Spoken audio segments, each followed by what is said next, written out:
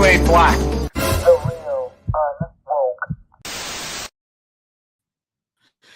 What's up? What's up, guys? We are back with another one, and we got something special for you guys tonight. I am so excited to introduce you all to Rachel Wilson, guys. I'm gonna first and foremost, I am honored to have you. I am a huge fan of your work.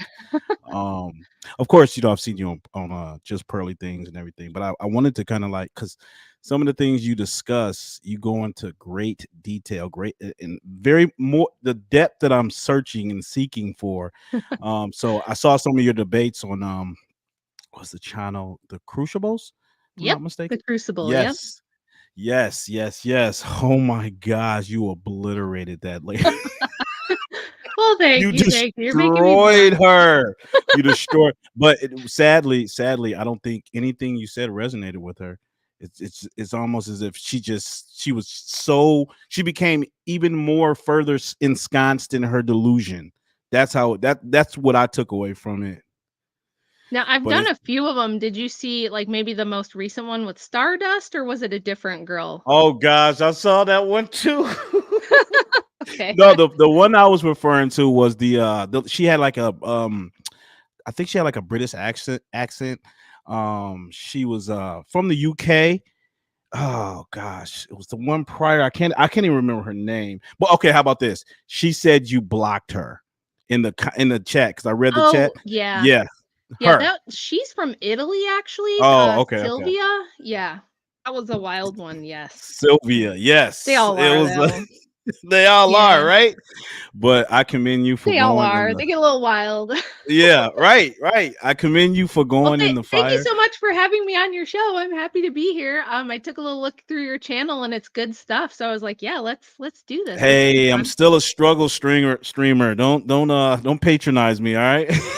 No. Well, there's a lot of I work with people all the time that have like small channels. My friend Kyle Matochik. I don't know why his channel is not blown up. It's so good. He's had so many good shows. He's doing such good stuff. And I don't know if it's the algorithm. I don't know what it is. It's tough. It takes like a lot of hard work and a little bit of luck and What I've learned though in this on these YouTube streets is if you kind of narrow in and focus on like a specific genre, I suppose, it pushes the content more so.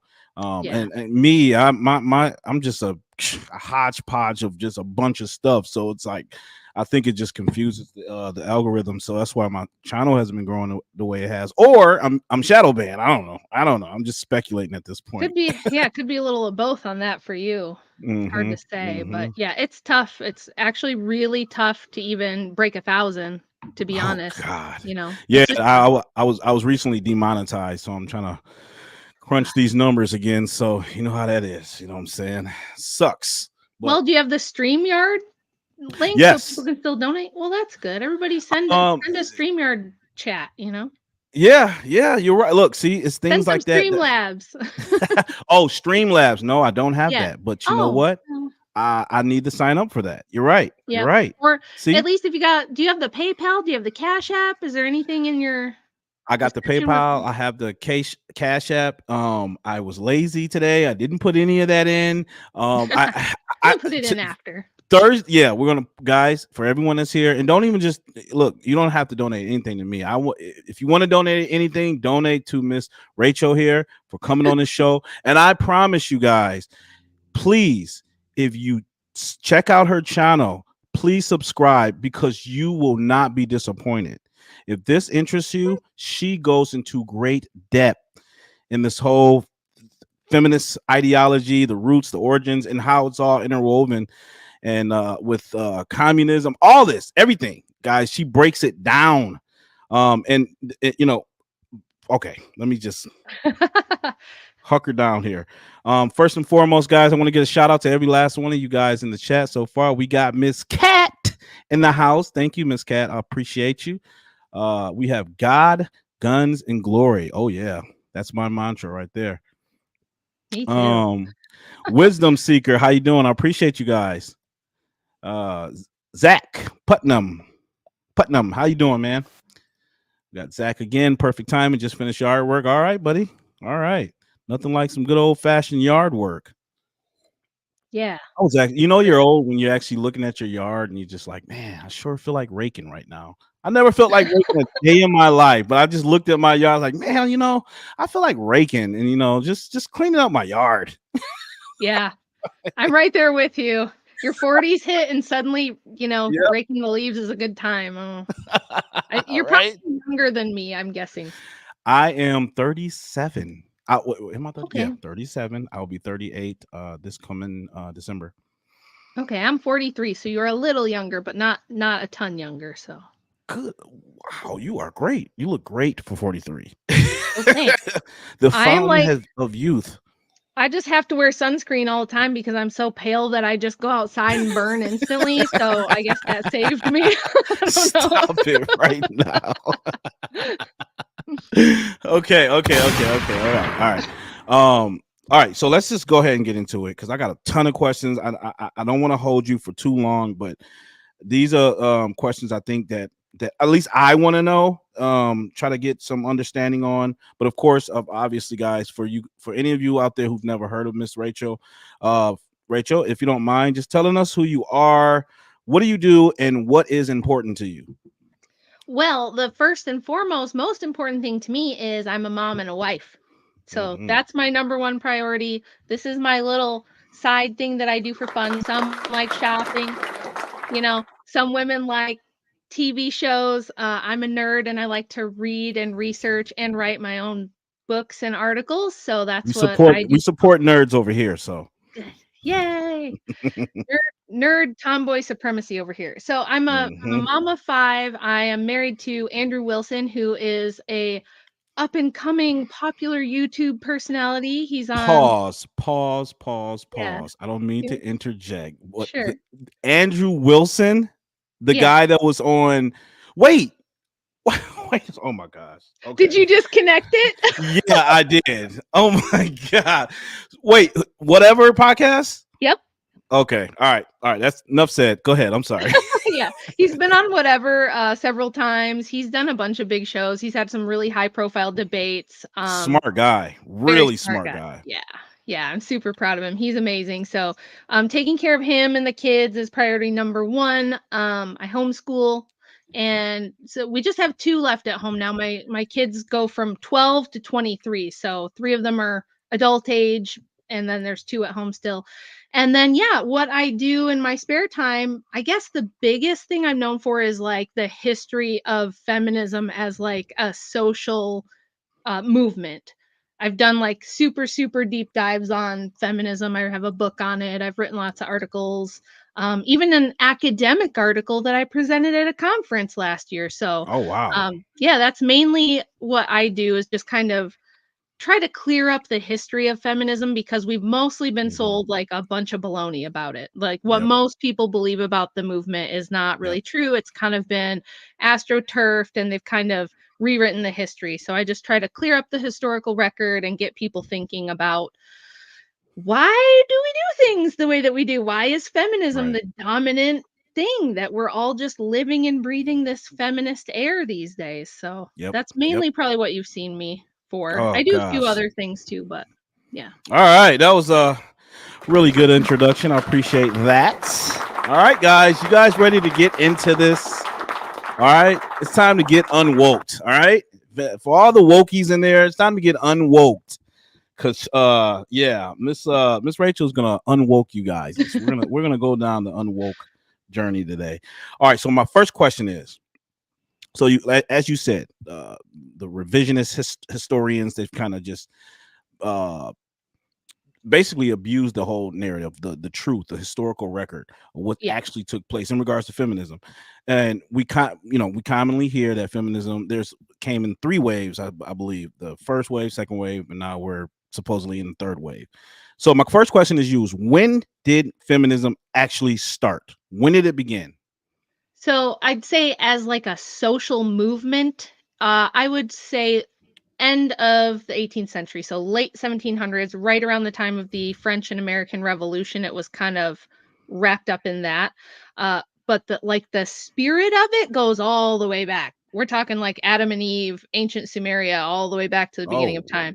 There's wow. always been, that's where I start my book, is in ancient times and like the feminist spirit. But as a social movement in history, yeah, I'd say right around the revolutionary period, it was kind of part of the whole liberty, fraternity, equality stuff that came out of the Enlightenment and the revolutionary period. Probably with Mary Wollstonecraft would be like the first, major figure, I would say, if you wanted to like pin it historically. I talk about some stuff before that in my book. I have a couple chapters going back before that to kind of frame how and when it got started, but she was the first person that they published her stuff and pushed her into the mainstream and really promoted her and her ideas. Mary Wollstonecraft, for you Mhm. guys who may not know, she is she was a British writer, philosopher, and advocate for women's rights. She forced her way into the intellectual male circles due to having multiple affairs with them and other revolutionaries. Mary believed women should have the right to self-determination. That sounds familiar. Make their own money. Okay. And have Mhm. sexual freedom. Yep. Though she had a child out of wedlock, she did not suffer any societal pushback. That's interesting because it's kind of Isn't it? ironic what we hear that women really weren't involved; they were forced to stay at home. So it's just kind of ironic that the women were actually in these political spheres at this time.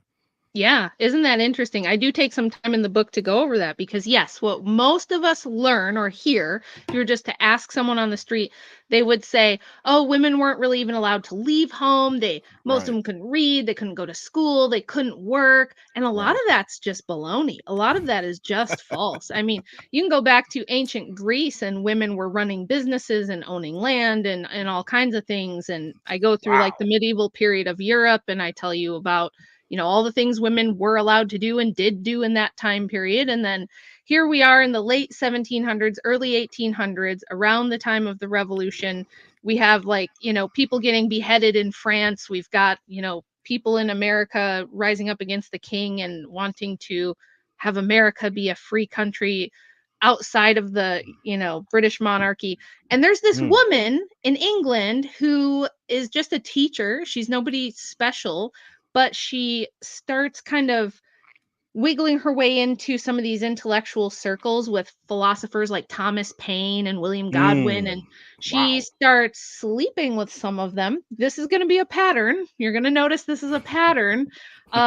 She starts sleeping with some of these men, gets into these circles, and she wants to be involved. She has a lot of ideas about women and their liberation, and she wrote a famous tract called "A Vindication of the Rights of Woman," which was an answer to another track that was written by a man kind of saying what he thought women's place was in the like hierarchy at that time.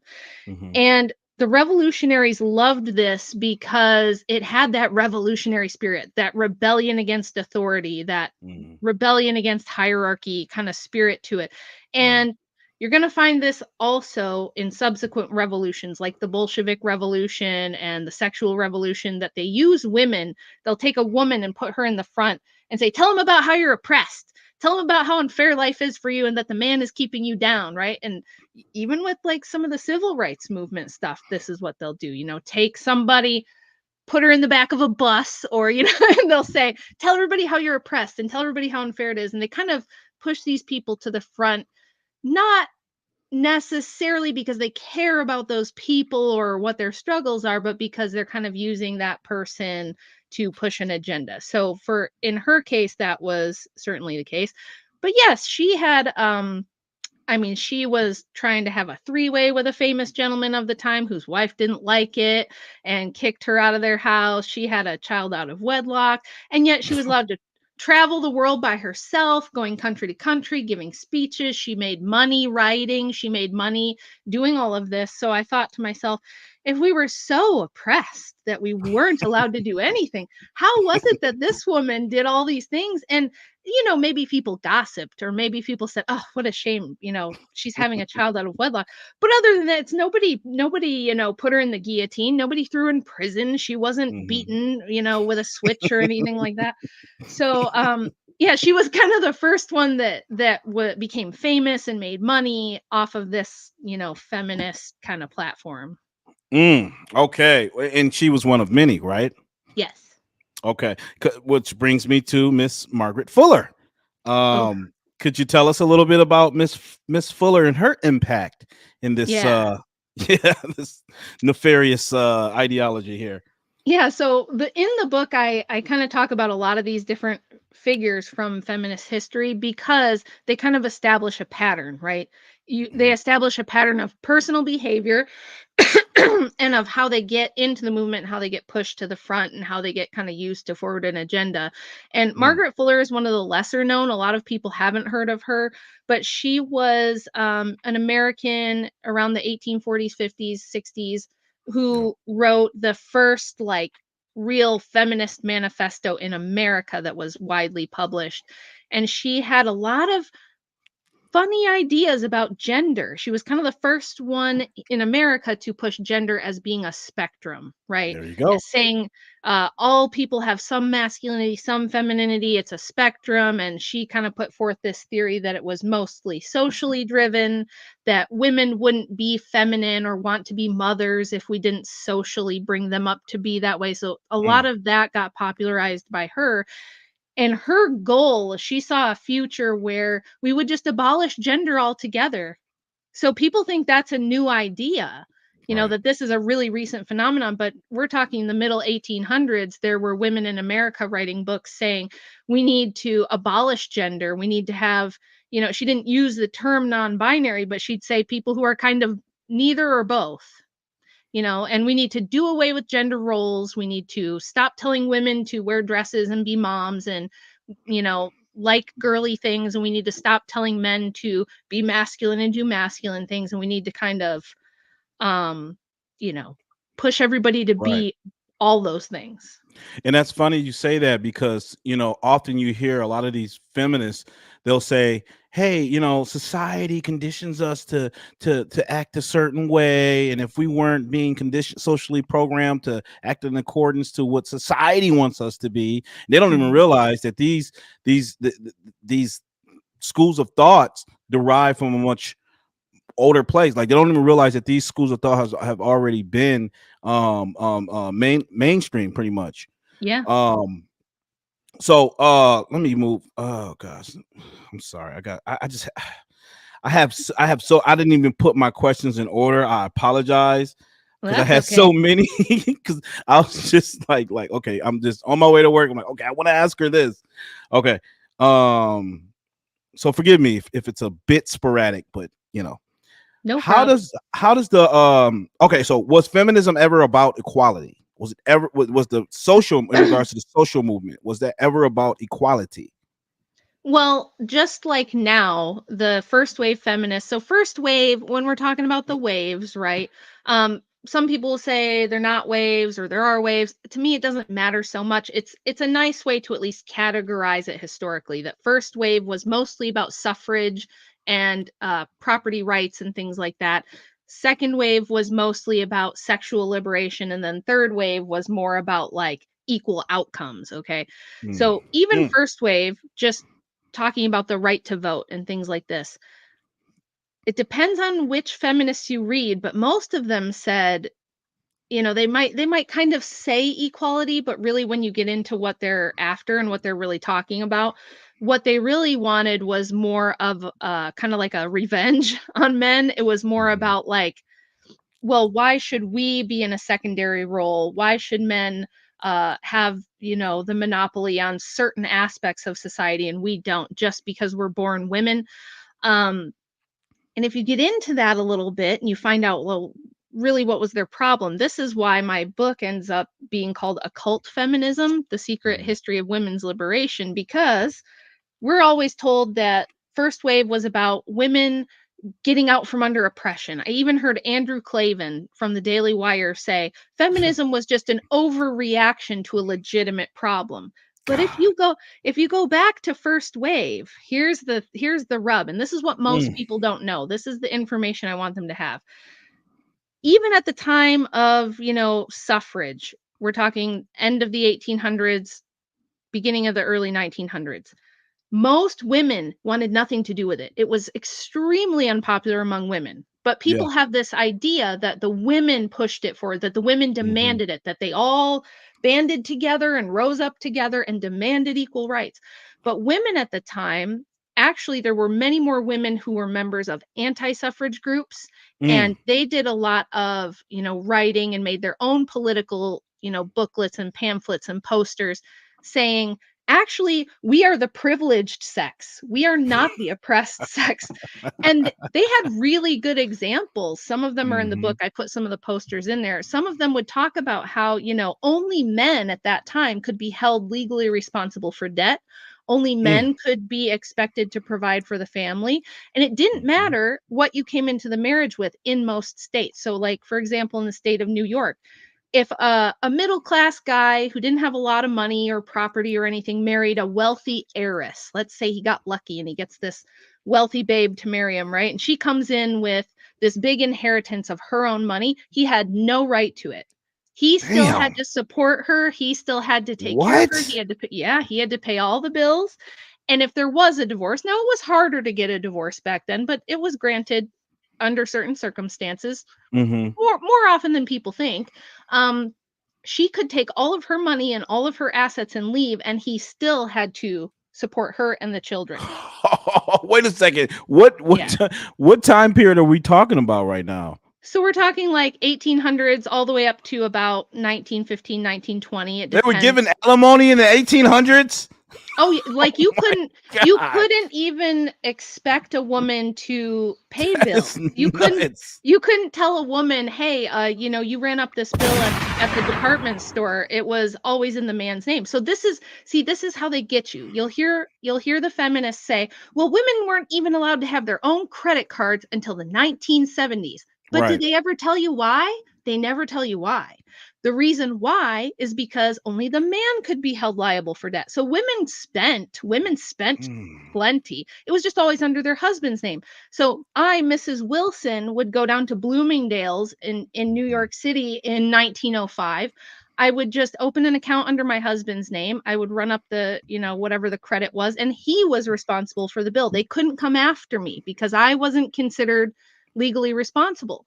So So let me the ask you re this. Let, let- so let the me ask you this reason really that it quick. wasn't in their name is because the men had to pay it. So they're a Let me little let sneaky. me so what it sounds like to me, what you're saying is that uh and I hope you guys are hearing this because this is like debunking a lot of these myths that these feminists will comment frequently parrot.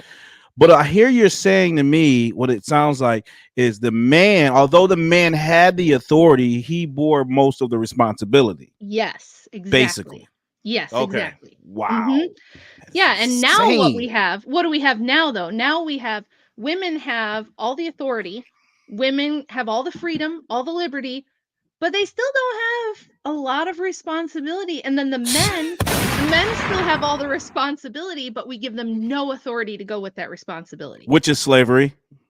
It is. Well, that's when you were talking about my debates, this is the thing I always ask these younger girls, because I'm in this too, right? I was born in 1980, so I grew up in a mostly technological world. All of us Right. post-industrial society, I guess we have, but Right. especially with like the internet and everything being electrically powered and everything being instant, these younger women, especially that have grown up on social media, they think that this world just like runs itself. They think the lights just come on by themselves, the cars just run by themselves, the roads, Sad. somebody just put the roads there and the roads are just Right. there. They Yep. don't ever think about the fact that it's still, I think it's something like 97% or 93% Yep. of infrastructure jobs are Dominated men. by men. Come on. The men create this technologically advanced world that makes these women think they're just as good as a man. They can do anything a man can do. They don't need men. How many videos have you guys seen of these young girls going, need a man? I don't need a man. For what do I need a man for? I don't need them. I might have one if I want one, but I don't need them. So Lady. so going back to Yeah. I kind of want to touch on a little bit more on the suffragette movement. Yeah. So they were trying to push back at against the traditional mores at the time, right? Yes. So I just want to read this quote that I have. Mm, Yeah, from Simone de Beauvoir. I can never say her name right. De Simone Bois. de It's French. That's Beauvoir. obnoxious. Simone de Beauvoir. Okay, I'm gonna Yeah. get it one day. She says, as long as the family and the myth of the family and the myth of maternity and the maternal instincts is not destroyed, women will still be oppressed. And then Kate, I also have another quote here. Well, it's not a quote, but a statement of Kate Millett. She Mhm. deemed the nuclear family as a patriarchal institution devoted to the oppression and enslavement of women and children. Yes. So the Mhm. question is, why is the total destruction of the family so important to these radicals? Well, Why is there's a that so couple important? yeah, there's a couple different reasons. I'm glad you brought this up. I do have a sequel to this book coming out this year. And that book focuses a lot on like the Bolshevik Revolution and the communist brand of feminism from that Mm-hmm. period, because it was kind of the same people funding and pushing this behind the scenes. But in the West, they used more like a liberal, egalitarian ethos to push it. And in the East, they Right. used more of a Marxist brand. Now the Marxist brand has come over here and Yep. infiltrated the university systems and everything. But Mm-hmm. the reason that Yep. they want to destroy the nuclear family is because when the man patriarchy, by the way, the word, just we can address that too, that question in just a second. Please. um Patriarchy, the word, simply means rule by the father. That's all it means. It doesn't Mm, mean a massive system of oppression to keep women down and enslave them. It just means rule by the father. Why would we have historically had rule by the father? It's because men are bigger and stronger and they have the monopoly on the use of force, whether for good or for bad, right? mm-hmm. Bad men can use force, good men can use force, but Right. women can't use force against men. Even now, people like to bring up guns. I'm a firearms instructor myself. I teach women to shoot. I teach them basic pistol. I teach them concealed carry and home defense. Let me tell you, the women are not going to come overtake the men with guns anytime soon. I'll just tell you that right now. It usually takes me multiple lessons to get them over the noise, over the loud noise, and anticipating recoil. It's a lot of them have trouble with the hand strength to like operate, even just loading a magazine, because the spring loaded magazines can have a lot of tension sometimes. So even with those tools, first of all, the men build all those weapons, the men maintain all those weapons, they can actually operate them, and women struggle to do that. But even with force multipliers, women are never going to overtake men. It's just a fact you can't get away from. So even if women have rights, they're granted the rights by the benevolent patriarchy anyway. So that, just putting that out there. If you've never thought of that, ladies, let that sink in. It'll make you mad. You're gonna have a couple days to like Oh, get over it Rachel, and you got absorb them it. seething right now. I Stop know. it. Well, well, but this is the thing, right? It's like if all the men decided tomorrow, this women's liberation stuff was a fun little experiment, but I think we've had enough of this. No The more of this joke's women's over. rights. It would go away. It would be done. It would be over. What are the women going to do? Rise up and do what? Right? So how did we get here? Well, because women in the late revolutionary period, this is when they're pushing democracy, egalitarianism. We have the Civil War in America, and they Mhm. start talking about civil rights. What do we do with freed slaves? Should we give them full citizenship? Should we not? And remember, this is something people don't think about. They just assume that all men always had full voting rights or that all men had power. This was not the case for all Mm. of human history. Most men didn't even get a chance to reproduce. Only about 40% of men historically have ever gotten to reproduce. We Oh know my that from, yeah, You from guys, genetic studies. and you guys can literally type that in Google. You can Mhm. type that in Google, and it will give you that same percentage. Sorry, Yes. Yep. yeah. Yeah, we know that from genetic studies. So everybody watching this has twice as many female ancestors as male ancestors. Why? Because as a man, if you want a chance at, getting a mate, reproducing, you've got to have like resources, you've got to have status, you've got to compete with other men, and you have to not like die doing something dangerous or die in a war, right? Which Right. historically men have just been so disposable. Yep. It's we send them to the front lines to be cannon fodder anytime there's a conflict. Young men are the ones that die, not Right. young women. So, and Yep. as a woman, what do you have to do? You just have to be fertile. Literally, that's it. Someone's going to make a baby with you. If you're fertile, somebody out there going to make a baby. So, twice as many women historically have been able to reproduce. Mm-hmm. Well, in this time period, we're looking at, this new wave of like democracy and egalitarianism. Like I said, they're talking about slaves. And what the feminists did was they latched onto the Black rights campaign that was going on there. The people that wanted to free slaves, the people that wanted Yep. to liberate Black folks, they just hitched their wagon right to that Yep. star and said, "Oh, us too, us too." And actually, a lot of the like slave liberator guys were kind of like, "What? No, you're plenty privileged. It's not at all the same, right?" But that didn't stop them from doing it. And a lot of the wealthy industrialists that funded the feminist movement liked lumping it in with civil rights. So it just became this overarching thing of like evil white oppressor man, and then everybody else is under that man's boot heel, and so everybody needs to be liberated. But like I said, they don't tell you why would women not want to be liberated, right?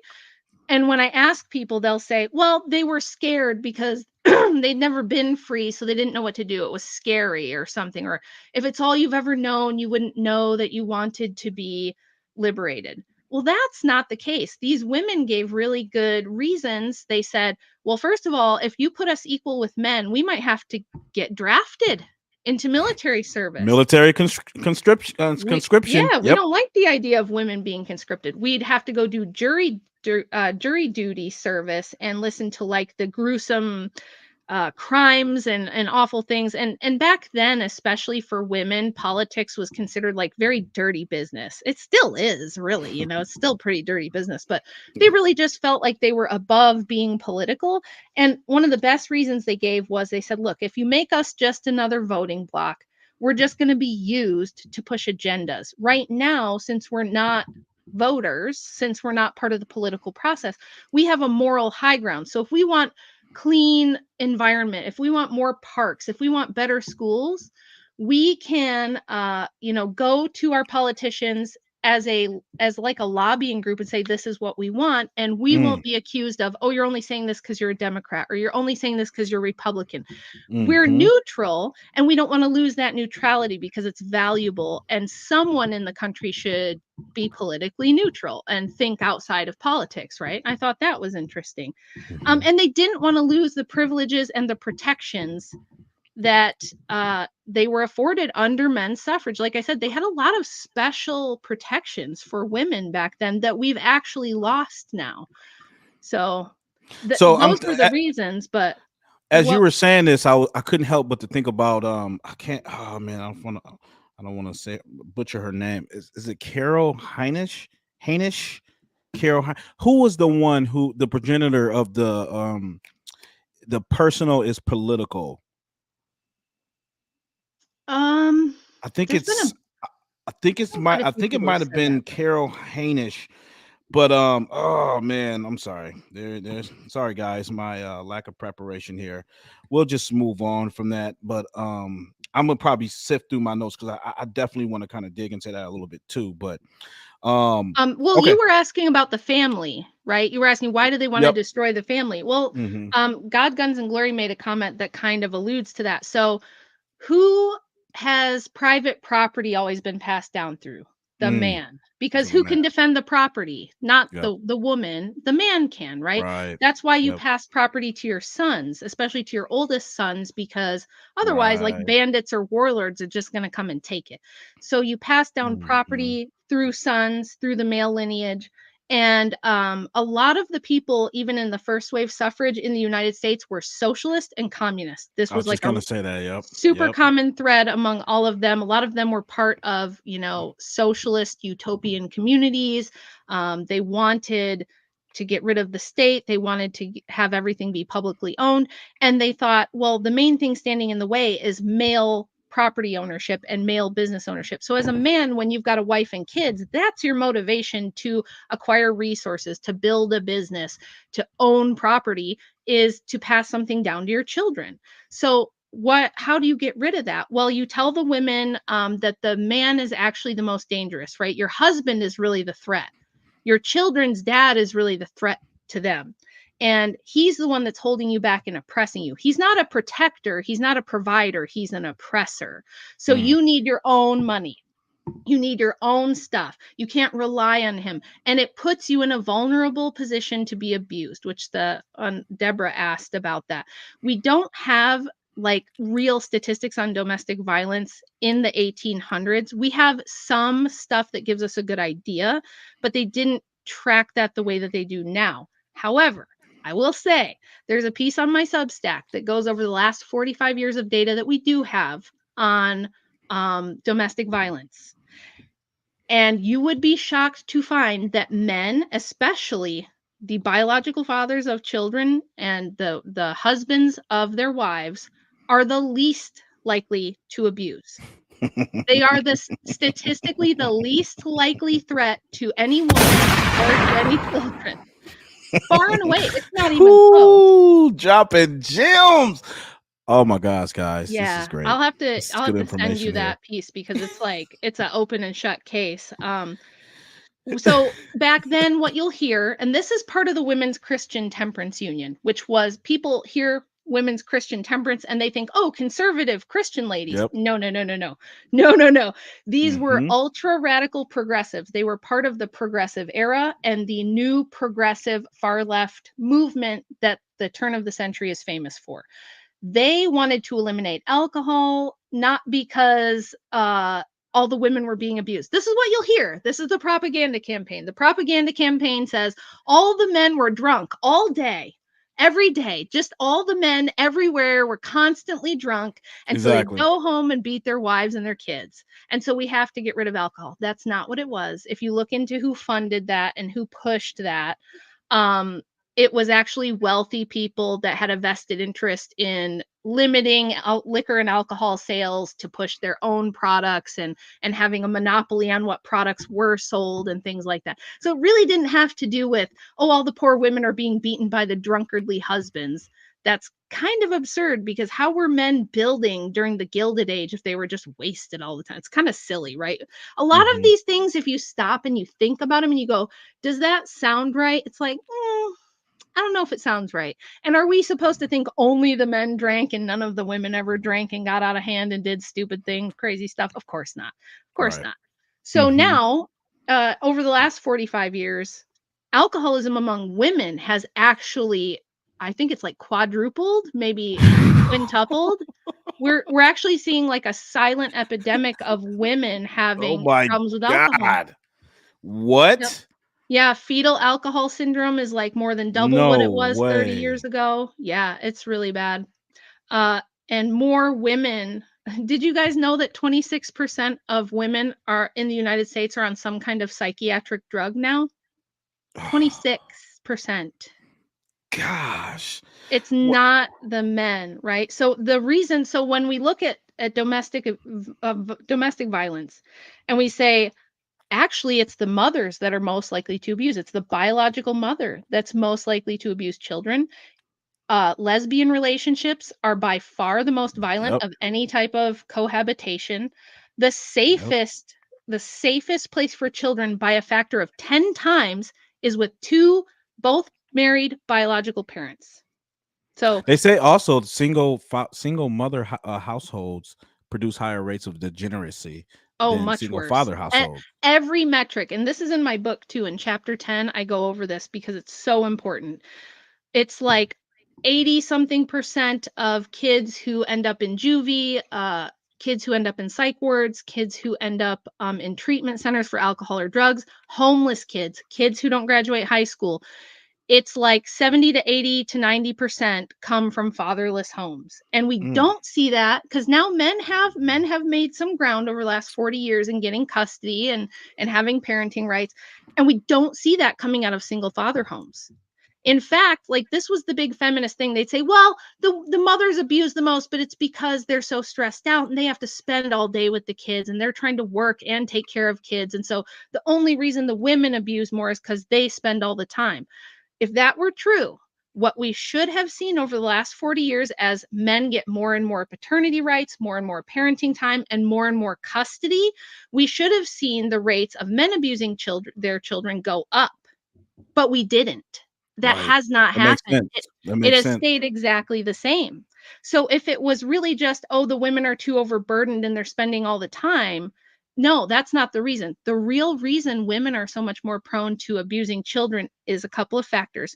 One is women are much more prone to mental illness. As I said, they're like 5 times more likely to suffer from, any type of depression, anxiety, schizophrenia, bipolar disorder, cluster B personality disorders. Wow. Overwhelmingly more women experience those things. So that's one reason. Jeez.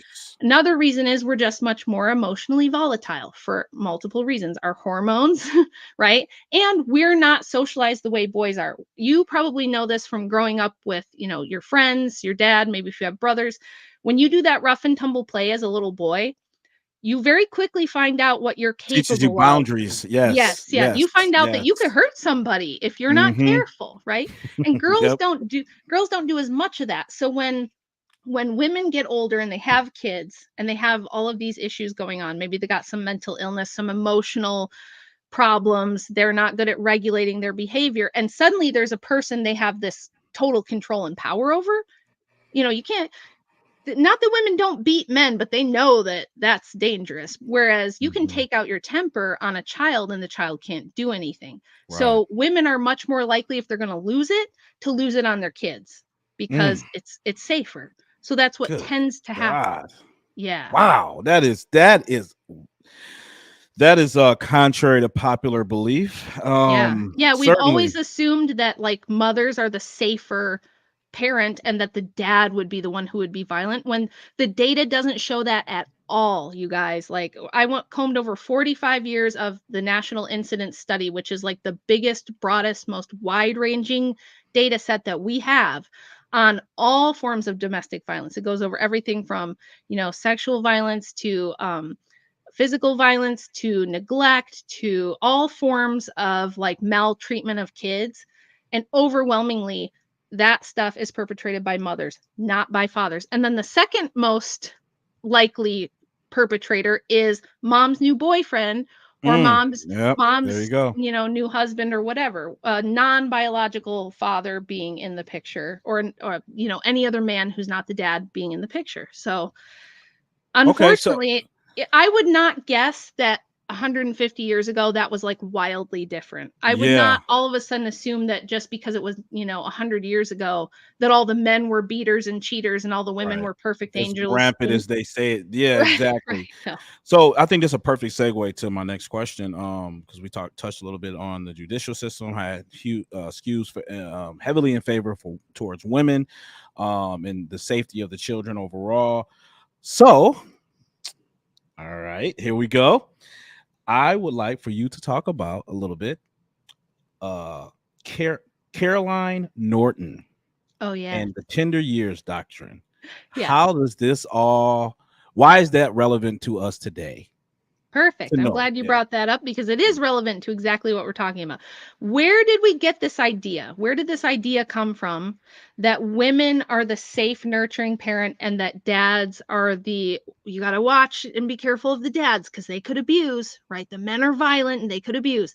Where did this kind of perception come from? And why did the courts, it's changing a little bit now, it's starting to change, but traditionally, the last 50, 60 years, why have the courts kind of always defaulted custody to the mother? This goes back to court precedent in England. In I think 1837 was the first act that they passed, and Caroline Norton was a rich, wealthy socialite. She was married to George Norton. It was an unhappy marriage. They had 3 kids together. They were like, these socialites, they had tabloids back then just like we do now, and so there was always gossip and things like that in the tabloids. And Mhm. she was kind of famous for flirting with men, nobody ever proved an affair, but there was always lots of rumors circulating that she was with this fellow or this fellow. Hmm. And she kind of liked to stoke the rumors. Even she kind of liked to, give a little wink and a nod without confirming. And I don't know Wow. if that's because she liked attention, liked having her name in the press, but I wouldn't be surprised. yeah, I mean, we see that now. You So see that she now, right? she had a very high profile divorce with her husband, who said she had been having an affair. And it was a big court kerfuffle because she was one of the first women to actually petition the court for custody. Because prior to then, back at this time, default custody actually went to the father. Now, the reason for that is because the father was assumed to be the person who would have the resources. He would have the income. He would be the property owner who had the house and maybe the land if they were lucky. If they were peasants, I guess maybe not. But generally, it was considered, okay, the father is going to be a better provider in a more stable environment than like a single mother, right? This was the thinking traditionally for most of history.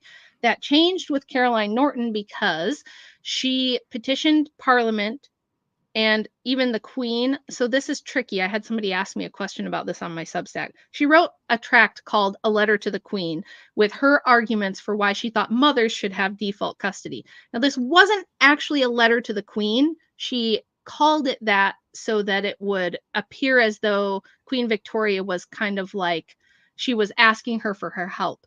Now, Queen Victoria and Caroline Norton were friends. They were cozy. They knew each other. They thought well of each other. And the Queen knew it wasn't politically expedient for her to necessarily comment on the matter, but she didn't push back. She kind of encouraged the circulation of these pamphlets and thought it was fine. She thought that Caroline Norton was she'd say nice things about her and kind of lend her some credibility, right?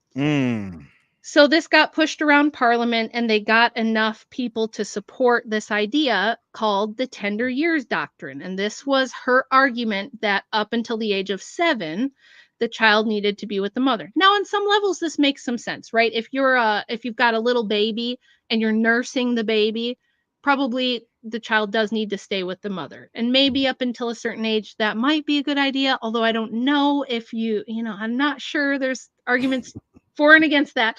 But at least that you could say, okay, well, maybe it makes sense up to the age of 7. But like all things, they didn't stop there, and they never intended to stop there. Just a few years later, they pushed that up to the age of 16. And that all that did was it set a precedent in the court system in England, which our court system in America is based on. It's all based on English common law here, that default custody should go to mothers because somehow, like children need their mothers more for whatever reasons that this lady came up with, pulled out of her rear end. And so it just became the default setting, and no one challenged it for a really long time until men's rights advocacy groups came along. Really in the 70s, 60s and 70s, we started to see people push back on this more. But it wasn't as big of a problem until then because people didn't get divorced like they do now. We had a very, very low divorce rate. So there just was no real need to push for like custody, equal custody and things like that until we got no fault divorce and the birth control pill. And then everything went to hell in a handbasket, and men's rights groups had to push for stuff. So that's where that comes from. It comes from this one lady who had affairs and was kind of a floozy and was friends with the Queen. And she kind of pushed for this. And here we are, That is insane. That as you were talking about that, I was thinking about also, I don't know if you're aware of the Duluth motto that so that kind of reminds me of this whole notion that the men are the brutes, the men are the ones that are the aggressor. And it's like, wait a second, women still exhibit aggression as well. They just exhibit it in different forms, right? Right. And because women can't beat the crap out of men, no matter how many action movies you want to watch, no matter how many women on whatever podcast tell my husband that their 4'11" friend who took jujitsu classes just broke a bunch of men's legs, silly nonsense that people believe. Women can't just like usually beat the crap out of a man. Now, women are abusive to men, definitely, but they usually can't through sheer force overpower them. But they can do that with people who have less force than them. And this is how you know that men are not like special and unique in their regard and capacity for violence. Because when you look at juvenile facilities, right? Like juvenile prison, juvenile facility, whatever you want to call it, where kids are locked up for crimes or things like that. In the girls' juvies, they have female guards. And then in women's prisons, they have female guards. And the amount of abuse that they find perpetrated by female guards in these places against kids is insane. It's like they just shut one down right up the road from me because of that, what you're describing right now. Yeah. This is facts, Yeah. guys. So it turns out that when women are in a position where they do have the monopoly on force, they're every bit as likely, if not more likely than men, to abuse that power. So Mm, yes, men have a monopoly on force against women. That's true. But generally, men are more emotionally continent. They're a little bit better at, having the boundaries and restraining themselves. Women don't get that kind of practice, and women are a little bit more emotional. We're a little more volatile. So when we're in charge of someone smaller and weaker than us, we tend to abuse that actually at a higher rate. So this is why I just say this idea that men are the main threat is just that none of the data we have for the last 100 years shows that. And I don't know why it would have been different prior to that. So mhm. but propaganda is is what wins, right? The propaganda war is the real war.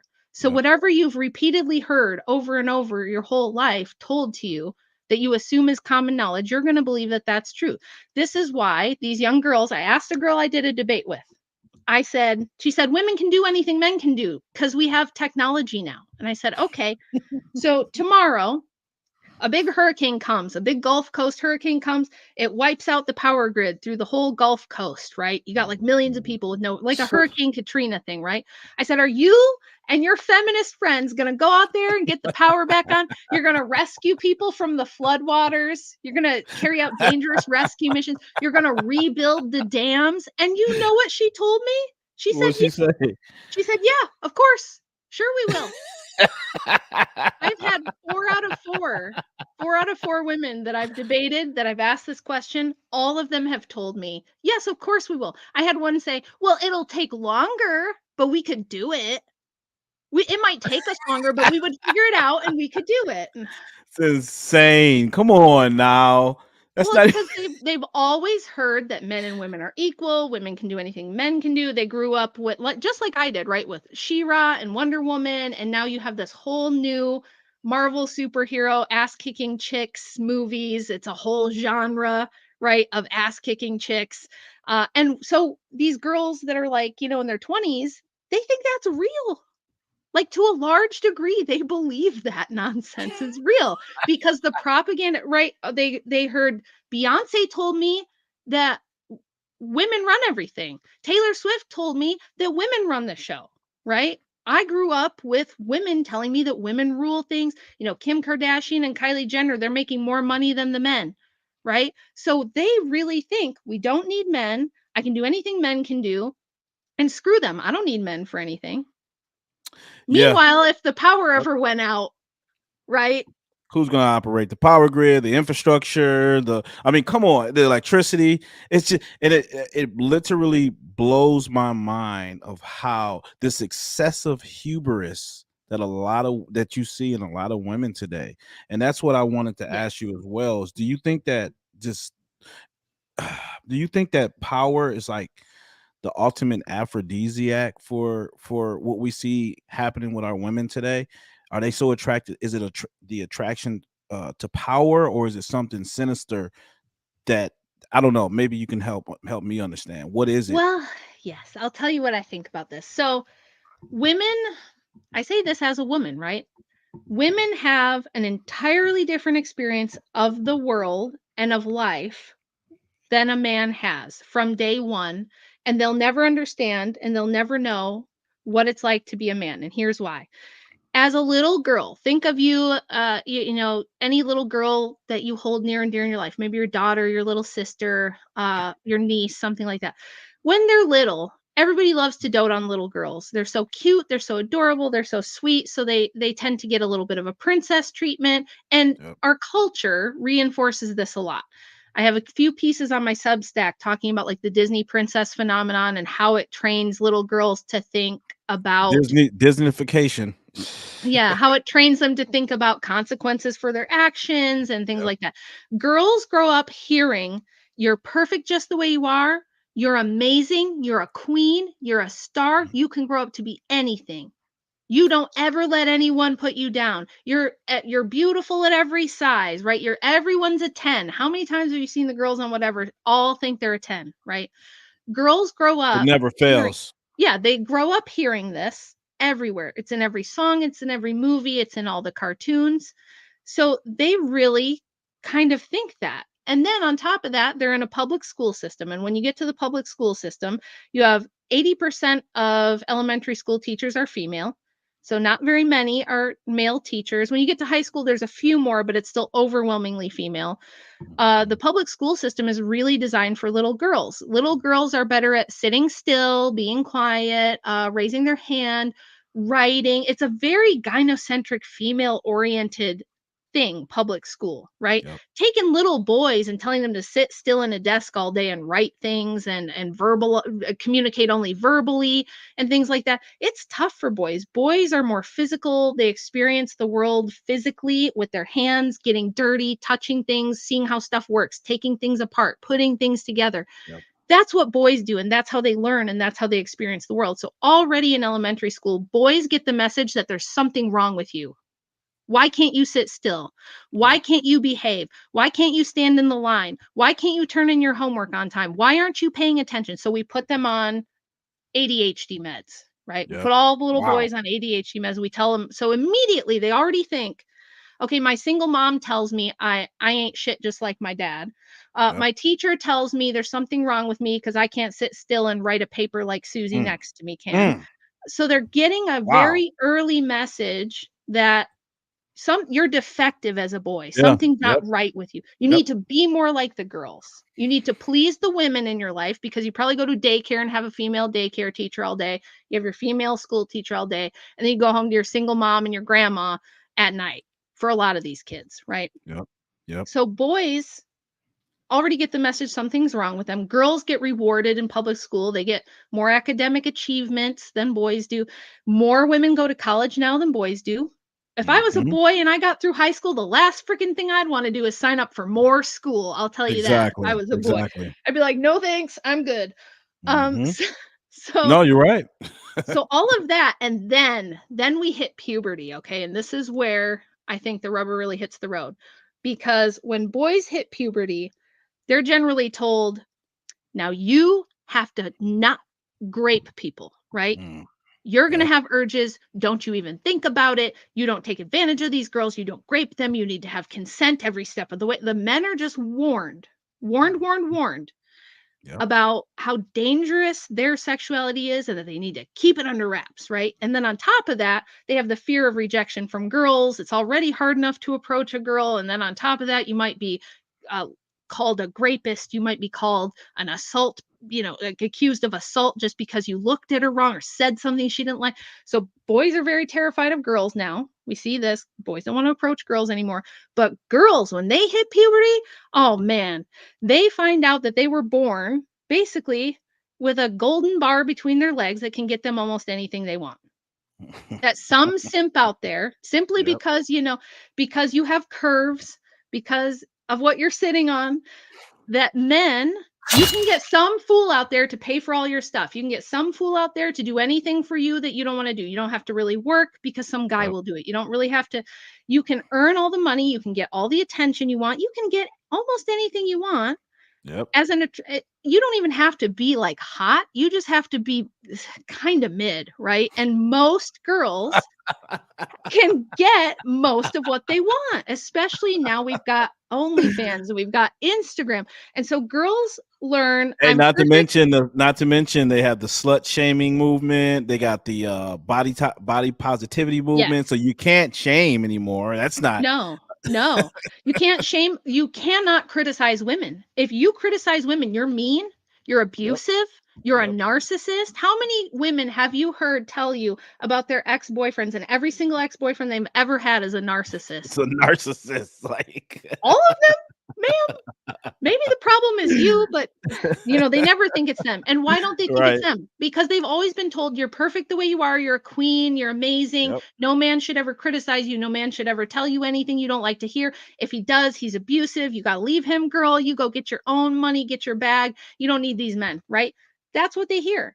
So why do we expect them as adults to suddenly compromise in a relationship, serve their family, accept even constructive criticism, maybe when their behavior's out of control and their husband says, whoa, maybe you need to calm down and take a few steps back. Maybe you need a nap. Maybe you need to take a break. You need to chill.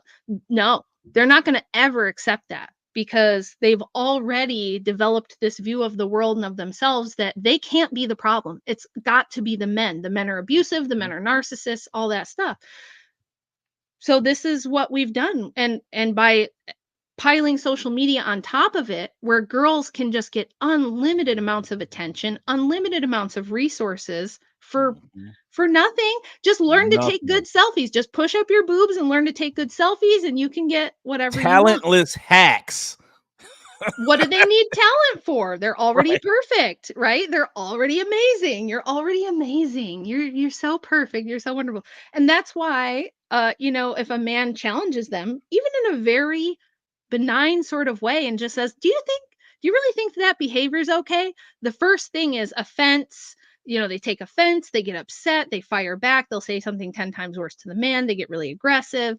And you know what I mean? And then people will even defend them. I see this too. Like if I just say, hey, here's some things we could work on as women, I will get nasty grams and hate mail and all kinds of stuff from people all the time being like, how dare you criticize women?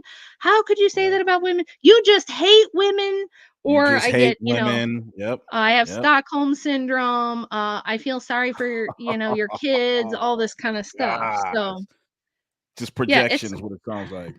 it's pretty wild. And it's like, this hasn't been good for women either, by the way. It's Yeah. not. Yep. The women aren't happy. They're not out there just, I mean, maybe some of them are. Maybe they're temporarily happy with all this material gain and everything that they've got. But Right. for the most part, like I said, why are 26% of them on at least one psychiatric medication? Why are they 3 times more likely to be depressed? Why are they all saying, I can't find a man that's good enough for me?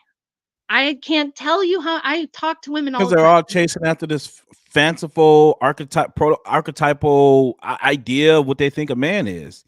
Yeah. I think Well, they literally all have dreamt up the same guy yes. that they're all chasing after. Yeah, Seriously. basically. I have women write me and they'll be like, "Wow, Rachel, I saw this video or I read your book and I'm 35 and I really would like to find a husband, but I just can't find a man who meets my standards." Right? And I'm Mhm. like, girl. And of course, then you look at them and it's like, and you see this all the time in these viral videos too. An overweight girl will say, oh no, he Oh needs to have a god. 6 pack. A girl who's like probably double the size she ought to be is like, And well, they're if he's not dead 6 feet tall serious. and yeah, they're dead serious. They're like, he has to be 6 feet tall. He better have 6 pack abs and make 6 figures. And if he can't bring something to my life, why should I? Now, this is actually, in their defense, kind of, it's a valid question. We've created a world Mhm. where women think they're queens and they're perfect and they don't need a man for shit and that men ain't shit and they're not good enough for them. So, what exactly do we expect like I said, why would they suddenly become adults and be like, well, I want to be a good wife and I want to like serve my husband or submit. Oh my God, don't say the S word. When I say Mhm. you That's a should curse submit word. to your husband, oh my Yep. God, it's like, you want women to be enslaved? You want to take away their rights? Yeah. So no, of course, we've set up a dialectic where the women think the men are abusers and rapists and they're shitty, they're not good enough.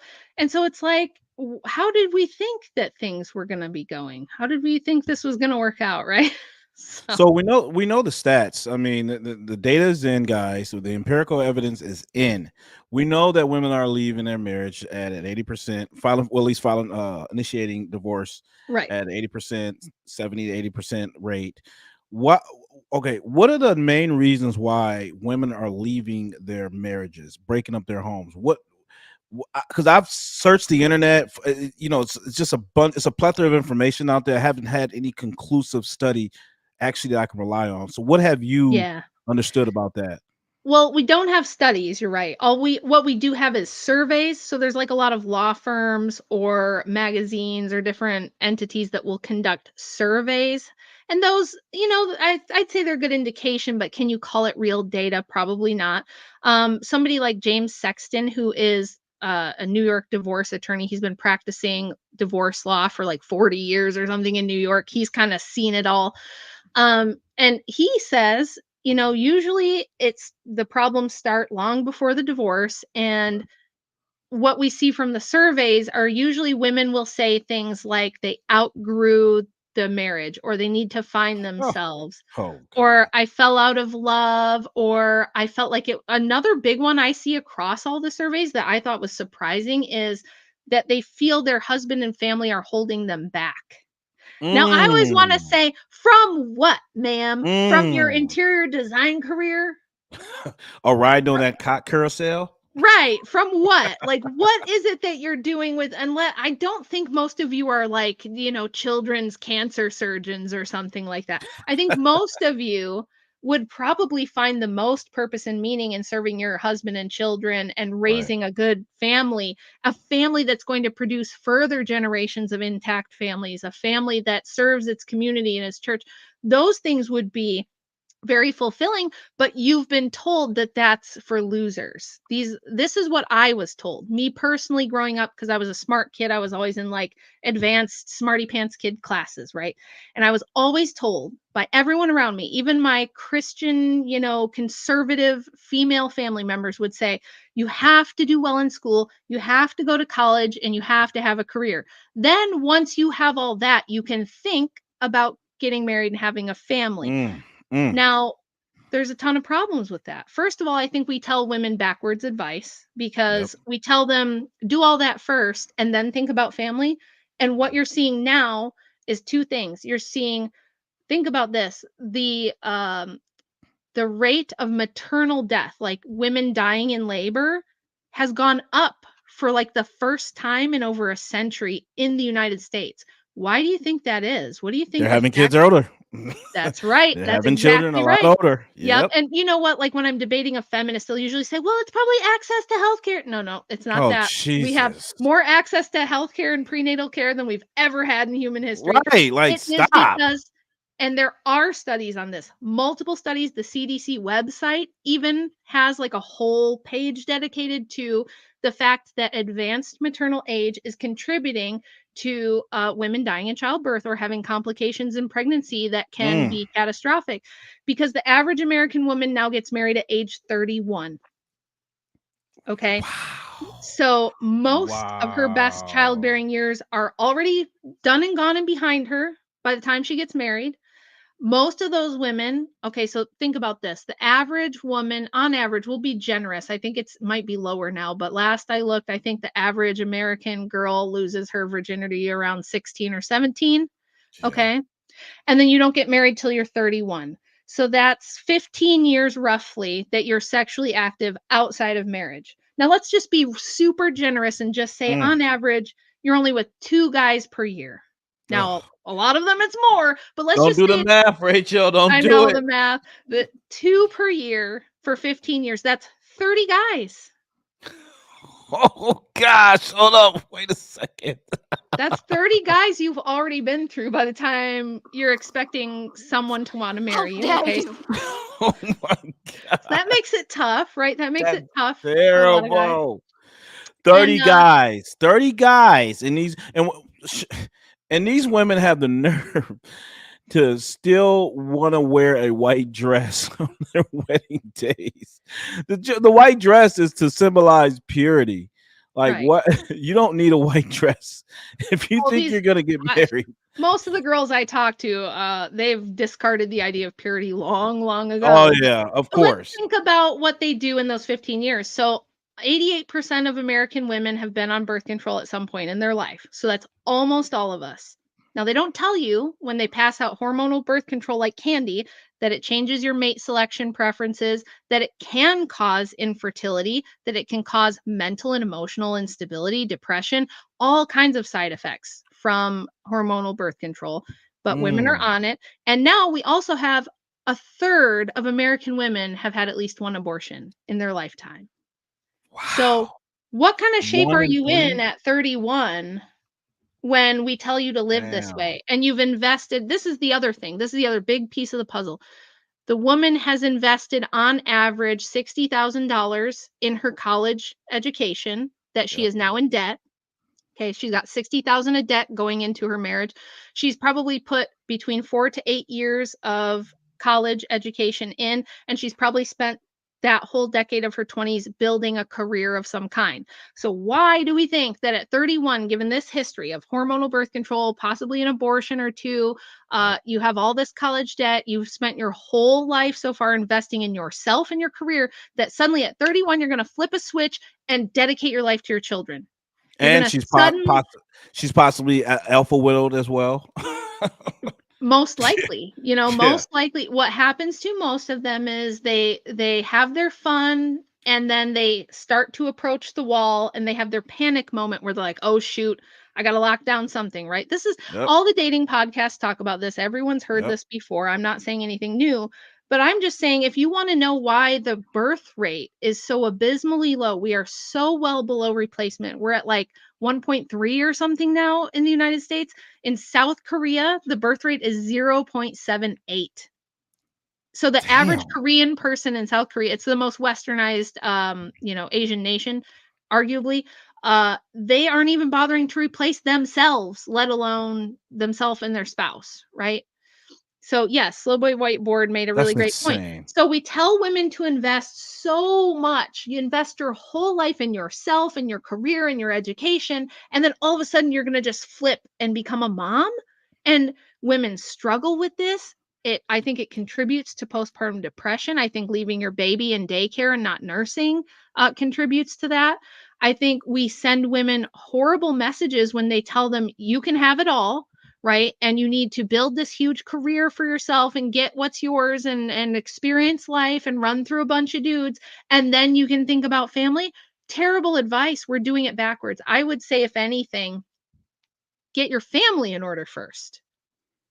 Find a good man young, get married, hopefully a virgin. If not, maybe he's your second or third boyfriend, okay? Can we just, like, even if we want to have like really realistic expectations, maybe you just have only been with a couple guys and that's it, okay?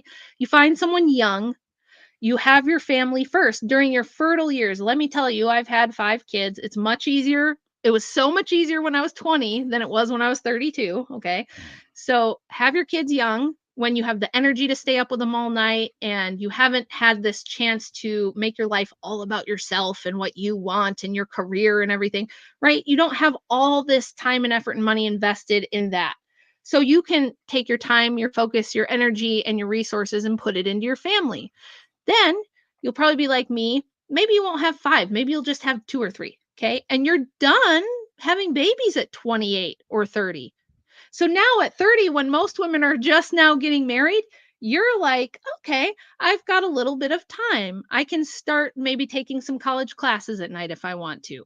Or maybe I can begin like that little gift shop I always wanted to start. Or you can do some other little things, so that when your kids are grown up and gone and you're getting the Mhm. empty nest syndrome, you have something that you care about that you can Right. build. And I think that's okay. I think moms working from home remotely a little bit to help with income, because look, we're all in this boat now where we've created an economy that's a 2 working parent economy, and it's very hard to stay home on one income. We managed to do it, but I would do little things on the side. Like I had a cosmetology license, so I would cut hair. I became a licensed firearms instructor, so I could just teach a class on a Saturday and make like 6 or 800 bucks, and just do that once or twice a month, right? Mhm. There's little things you can do from home in addition to being a mom. I think that's fine, but I think we should tell most women, focus on motherhood and your family first. And you can't, here's my big hot take, you can't be a good mom if you're not a good wife. Absolutely. Oh You have to man. be a good wife first, because Yep. It's congruent. that's your children's dad. It's their whole sense of security is wrapped up in knowing that their parents have got each other's back, and that their mom loves their dad and their dad loves their mom, and that even when they don't like each other, because we all, if you've been married a long time, you're going to have days where you're like, I do not like him. Or your husband might be thinking, I don't know what I was thinking when I married her. We all have our bad days. Maybe we have Yep. our bad weeks. God But you knows. but you have each other's back 100% regardless. Like, I might be mad at him, but he's still my husband, so I'm still gonna have his back, to anyone. So So Rachel, what sort of pushback would you give to women that would say, let's, in regards to having a family, hey, I don't want to have I don't want to get married at, in my 20s because I still need to find myself. I need to develop a sense of identity. what do you tell these women when they feel like foregoing family to find themselves is probably the better option? What was your response to that? Well, I would tell them, first of all, your great grandma didn't do that. But There second you of go. all, There you go. if you find your identity in being alone, if you develop your identity and your sense of self around being alone and being a career girl and proving that you can do everything on your own, then that's where you're going to stay, right? You can get married young and develop your identity alongside your husband, right? Mm, And then you've got a best friend for life. You've got somebody that you're closer to than anyone else, and you find yourself through being a wife, through being a mom. I'm not saying that you can't ever have time alone or you can't ever have hobbies or things that everybody needs a break in their alone time. That's fine. But to develop your identity as this hyper individualist person who doesn't need anyone and can do everything and you're so super self-sufficient out of this fear that, like, oh, what if your husband leaves you, or what if he cheats, or what if he turns out to not be a good guy? First of all, there's risk in life. There's nothing you can do to avoid that. But wouldn't you rather develop an identity alongside your favorite person that you love, that you intertwine your life with, if you're a Christian, your salvation is bound up with your spouse, okay? You are partially responsible for each other's salvation. Marriage used to be a sacrament of the church. mhm, We've kind of made it just a flimsy legal agreement now, which it's no wonder everyone's getting divorced. But I would say you can develop your identity. I did. So, like, having my first daughter at 20, I grew up a tomboy. I was playing in the mud with boys. I was getting dirty. I cut my hair super short when I was young because I just like playing with boys. It was more fun. There was all boys in my neighborhood. And my dad would invest a lot of time in showing me how to do things, and he was like more active with us, and my mom really wasn't. So for whatever reason, I just liked doing a lot of boy stuff, and I never felt super feminine, but I did like guys. I knew I liked boys. So I had my first daughter when I was 20, and being a mom is what helped me find my whole feminine side. And now mm, I have a very girly side. I have a very feminine side that I don't know if I would have found that if I had tried to be like a boss babe career lady or something, right?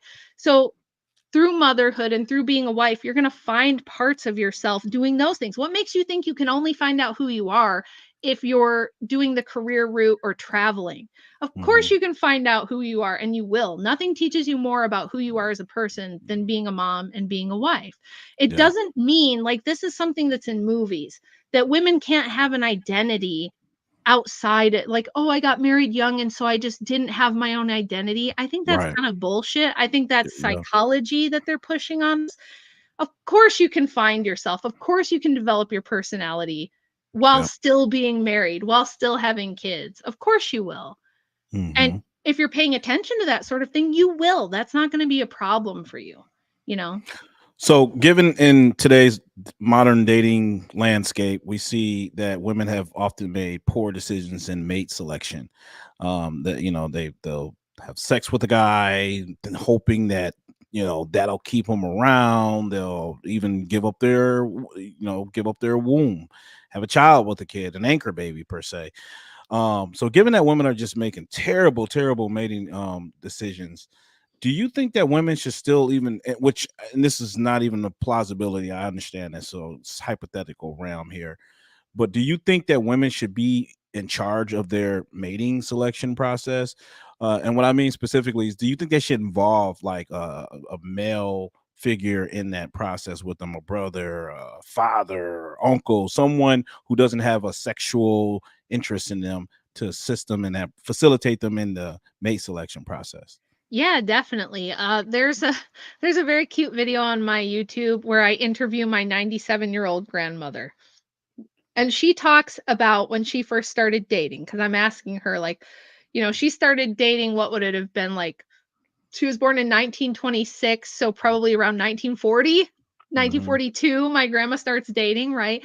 And she explained that boys would come to the door and say, can I take Lois for a walk? Can I take Lois for, an ice cream or something? And that her dad would have to approve first. Her dad would make the decision first. And if dad Mm. approved, she could pick from those guys, basically. And she actually really appreciated that, because she loves to tell the story of this guy she didn't really like, who was always after her. And he came to the door one time asking if he could take her out. And her dad said, "No, you can't. And even if I said yes, she wouldn't want to go with you anyway." Right. And he like slams the door on the guy. But I asked her, "What did you think about grandma? Like, you and your sister and your friends, what did you think about when you were like choosing a husband? Like, how did you decide that?"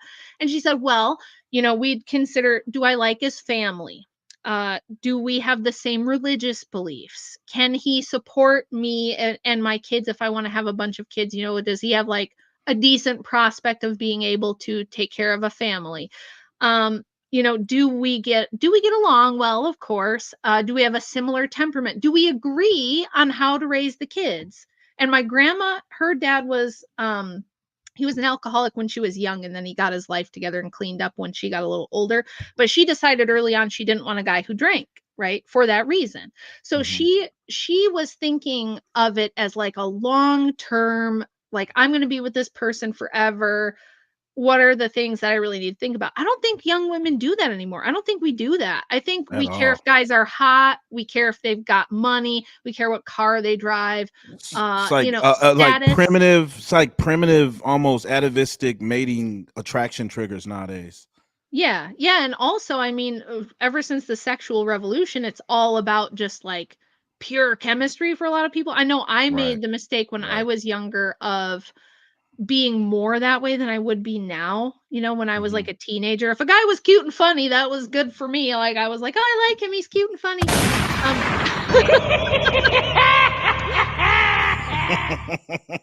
but grandma didn't think like that. Of course, she cared what a guy looked like, but she really didn't bring that up. And when she talks about my grandpa who passed away in the late 70s, she never says, "Oh boy, he was hot." She just doesn't talk like that. She always says, "Oh, Bill was so good to me." Or Bill was a kind man. Everybody had good things to say about him. She cared about like his reputation and how he treated people and, his morals. She would always say he always tithed to the church first. Right? She'd say he would always tithe first, and then when we had spending money left over, we could do this or that. But, like, to her, those things were really important, and women don't think like that anymore, and it's all about the here and the now. There's no long-term thinking, and it's so funny, right? We tell them to plan for the future by going to college and all this stuff, but it's like, oh, with a guy, just, let whoever. It's just like Exactly. there's no bar at all, and No it's thought. just treated. No, it's just like, well, and I think when you were talking about alpha widows, a lot of girls, if they can't get an actual, like, say, a business mogul, wealthy, well-respected pillar of the community, handsome, tall guy, what kind of is a good stand-in for them is like the streetwise thug type of dudes that Yep. seem like they're bad and seem like they're dangerous and exciting, and so they have like street cred, so it's a different form of status. So Mhm. I think that's why girls go for bad boys a lot, because it's like, oh, I he's look at it as like exciting. And a mimicry of actual masculinity. It's almost like a yeah, mimicry, yeah.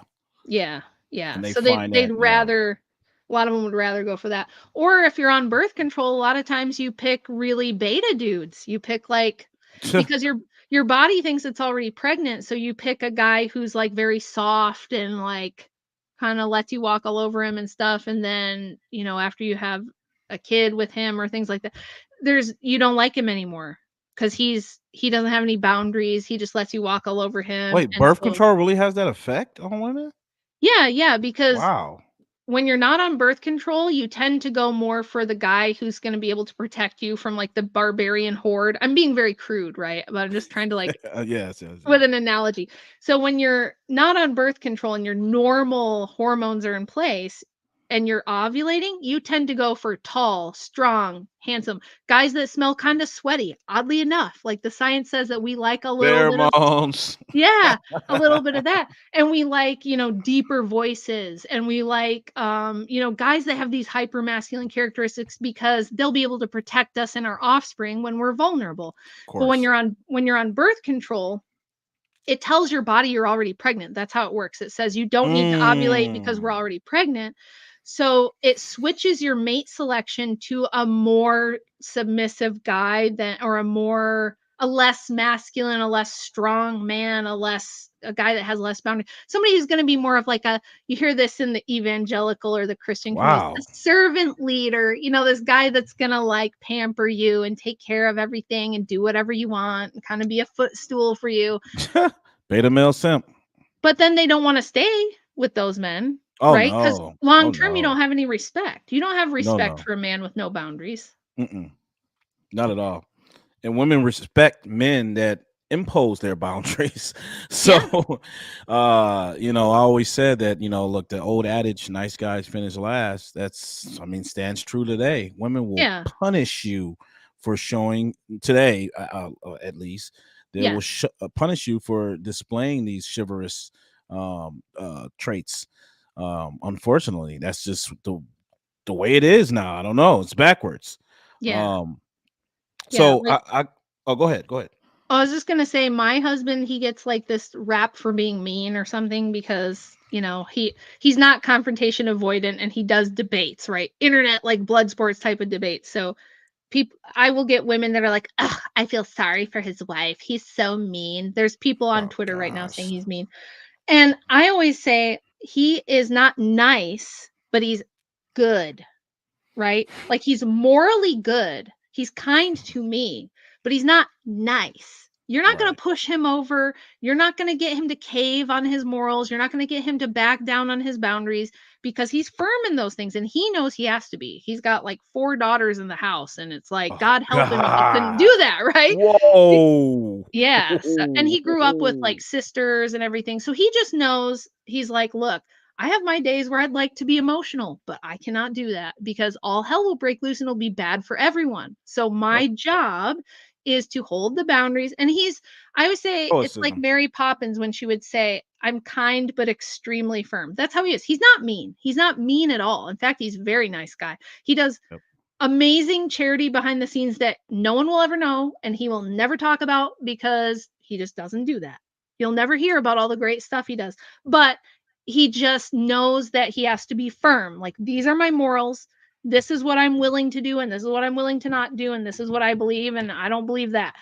And that's it. Now, he's reasonable. He'll listen to people, but he's very firm, and he has to be firm, right? And our house would be chaos if he wasn't that way. But we have like a very peaceful house. Like, people will say, "Oh, you've got 5 kids," and they assume it's like a crazy zoo all the time. Maybe a little bit. It kind of is for everybody when they're little, right? They're just silly kids. But our kids get along great. Every time we go out to, like, when we would go out to a restaurant when they were all little, people would come up and be like, "Oh my gosh, your kids are so well behaved. It's so nice to see a big family out and like everybody is just, behaving so well. It's really crazy." And it's because a couple reasons. Andrew and I have always been on the same page and we back each other up 100%. So even if, let's say, I didn't agree with something that he was telling the kids, first of all, I would never say that in front of them. I would like pull him aside and be like, "Oh, what were you thinking when you said this?" or so, and I might ask him about it. But even if I disagree, I always go with what he says. And he's got an incredible track record of getting things right. So over the years, that gets easier. At first, when we were young, it was harder and I would like whine and complain more. But now, after many years of seeing time and time and time again, okay, he knows what he's doing. He's a wise man. He understands why he's putting this rule in place or why he put that boundary down.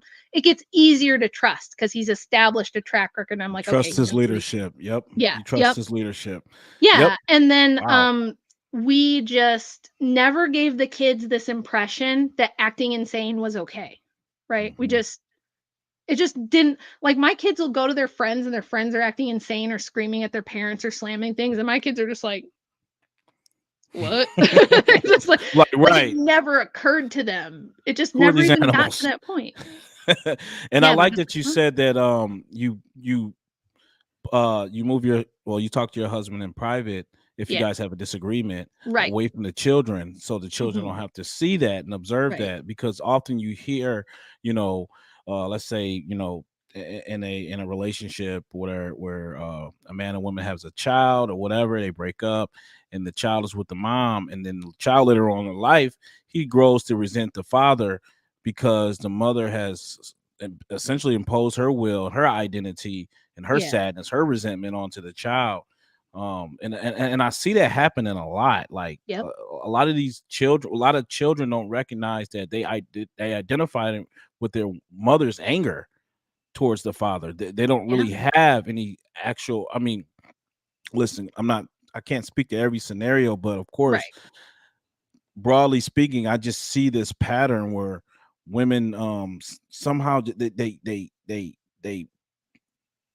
bring the children into the fold where the child is supposed to be in their own lane and not be involved in the adults issues. Yeah. So Yeah. Well, I grew up with that. I grew up with divorced parents. My mother would say horrible things about my dad. She would literally call him the devil. She would go on like hours long rants about how much she hated him. And this is the crazy thing. Of course, now that I'm an adult and I look back and I know what's going on, my mother's the one that had an affair and left. My dad didn't ever cheat. My dad didn't ever do her wrong. She got indoctrinated with Marxist feminist garbage when she was in college, and she just, like, wow, decided my dad was, like, this evil white man, right? I am not And the husband who you drove away from you. sorry about that. yeah.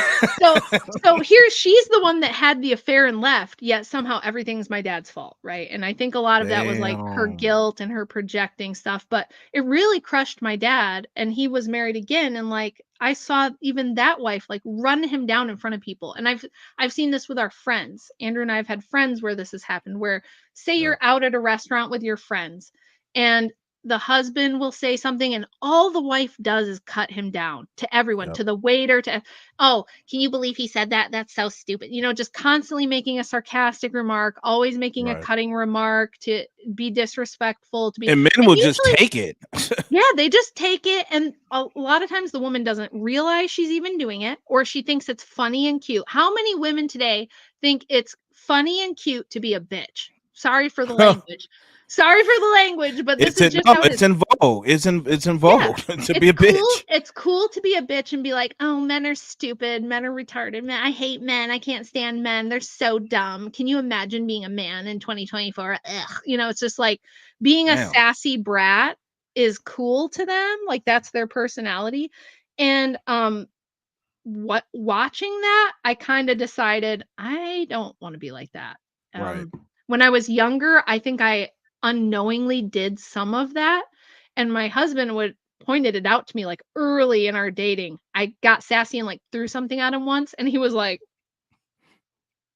he said, "I'm," yeah, he was like, "I'm going to leave now, and if you ever want to see me again, you can't act like that. If you're gonna be Don't the ever do crazy, that. yeah, if you're gonna be the crazy girl that's gonna throw something at me or say a nasty remark," he was like, "I just won't date you, period. That's it. You'll never see me again."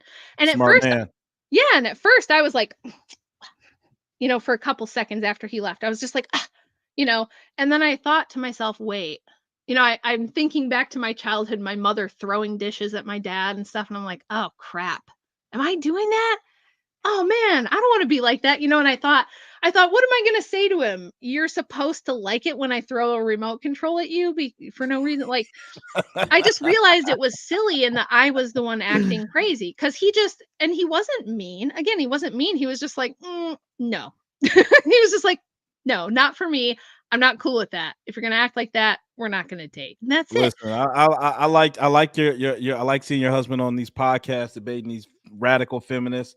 I liked them then, and I'm liking them even more as you're you're telling me all this. So smart guy, smart guy. I like Yes. that. Wow. Yeah. So I just had a couple more questions. Well, so in regards to relationships, can you tell me what is your idea of submission? What does it mean to Mm, you? that's a good one. So, women have been propagandized and trained to hear that word and think slavery, right? Mhm. And I hear other Christian women push back and be like, "No, it means we make decisions together. It means we're equal and we're partners. Now, this is where I get in trouble sometimes because I don't think marriage is an equal partnership, at least not in the way that most people see it. I see it as hierarchy. there is a hierarchy, right? And I realized this is something else I realized young, and I can remember the moment that this clicked in my head, and it was probably one of the best things that's ever happened to me. I've been divorced, so I've talked about this before. I've been divorced when I was young, and that didn't go well, and I started dating my husband now, and early on, we had like a fight, and I remember, I'm thinking, gosh, what, oh, what do I have to do like to get a relationship to work in this day and age? Maybe everyone's right, and maybe it just doesn't work anymore. And so I'm thinking to myself, and I thought, oh, well, wait a minute. Because my husband's thing was basically like, you're not submissive. You want to be, but then your inner brattiness comes out and you have to just like, but all the time, right? Yep. But I'd be like, and now I'm a smart girl and I debate too, and I like to debate and I like politics and I was in debate. Ooh. So I like to argue, right? You were a spitfire, huh? I'm not a naturally, like, for all you girls out there who think I must have been born like this timid little wallflower. No. Like I said, I grew up with boys acting like a boy and doing boy stuff. So I was like ready to get in there and argue with him. And I had this moment of clarity where I went, wait a minute, what do I want? Like, what kind of man do I want?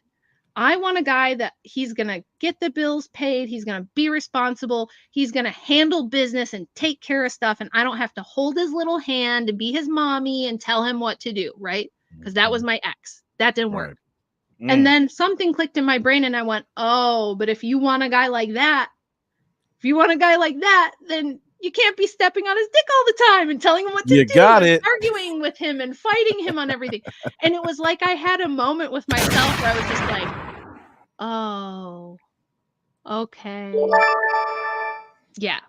So then the hard work starts. The hard work starts of saying, okay, if I really want him to be the leader, if I want him to have to handle the toughest things, if I want him to have to lead and put himself out there, like he had dangerous jobs. Like before he did streaming and stuff, he worked in these huge factories working on these mechanical robot things, these giant, huge factory machines and stuff.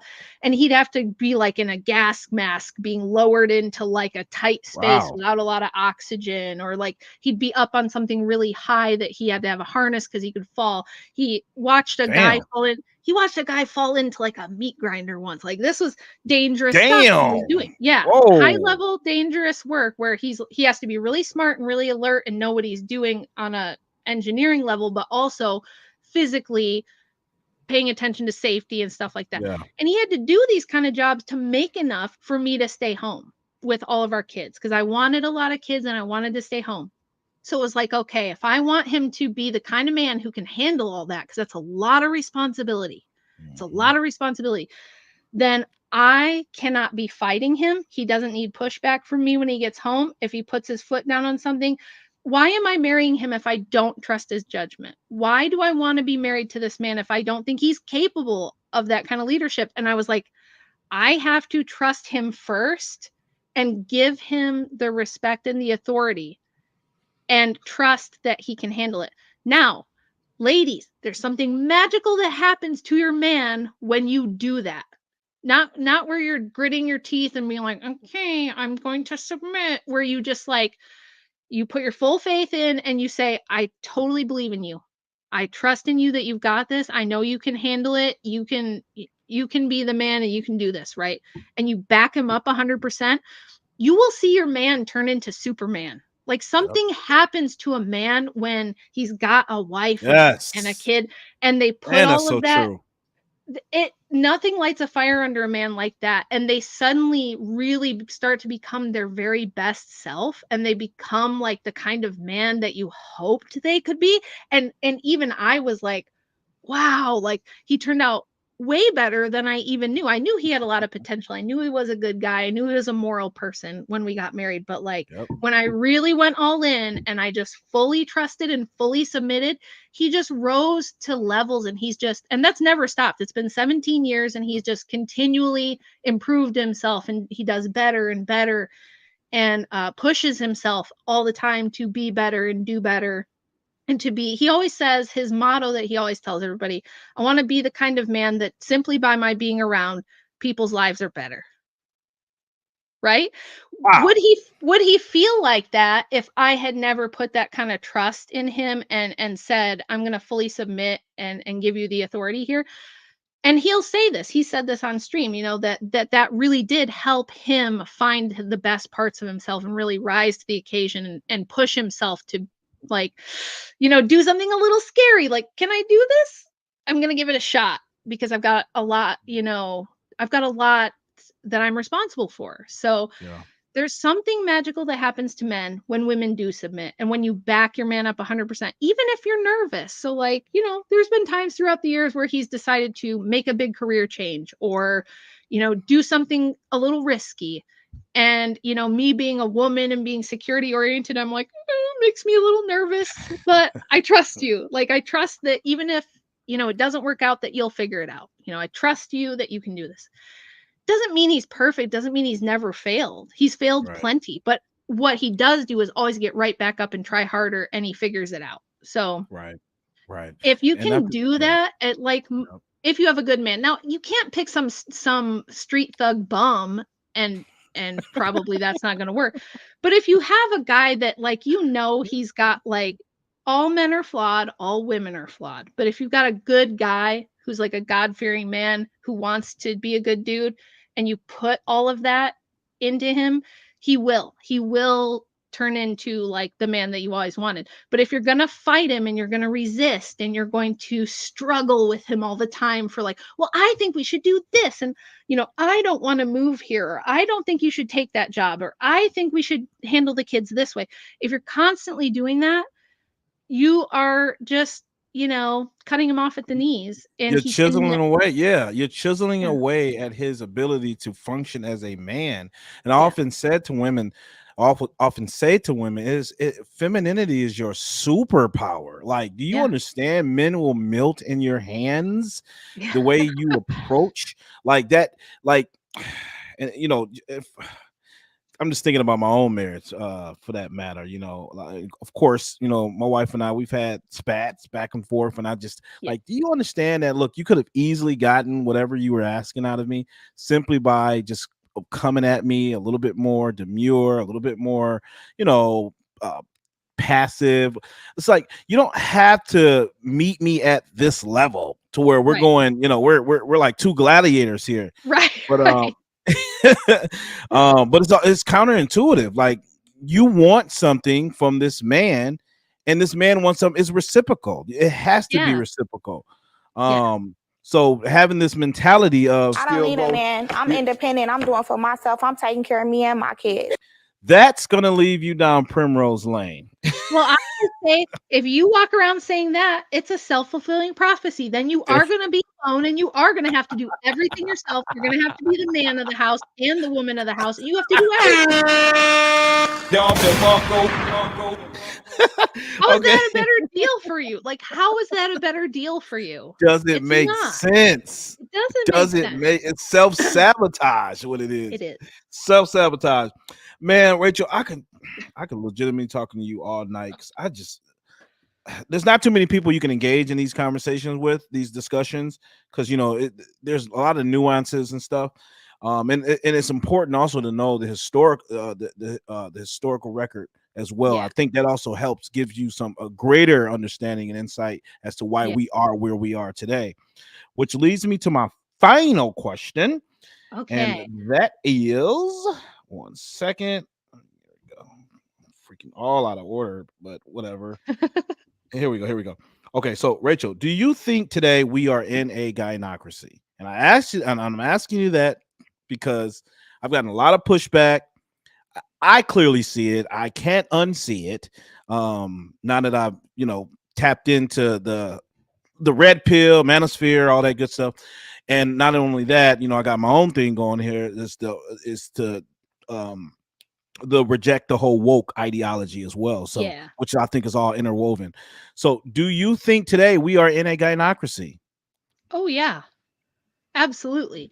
Well, this is what I always say, like when women still think there's like some evil oppressive patriarchy, it's like we went over a ton of data in the whole first half of this show talking about all the ways that that's not true, all the advantages that women have over men now that they historically didn't, at the behest of men, by the way. If the men were these evil brutalizers who just wanted to oppress you, why aren't they oppressing you? They totally could. They could do it tomorrow if they wanted to, and you couldn't do anything about it. So clearly the men want to be good to us, right? They Right. want to make us happy.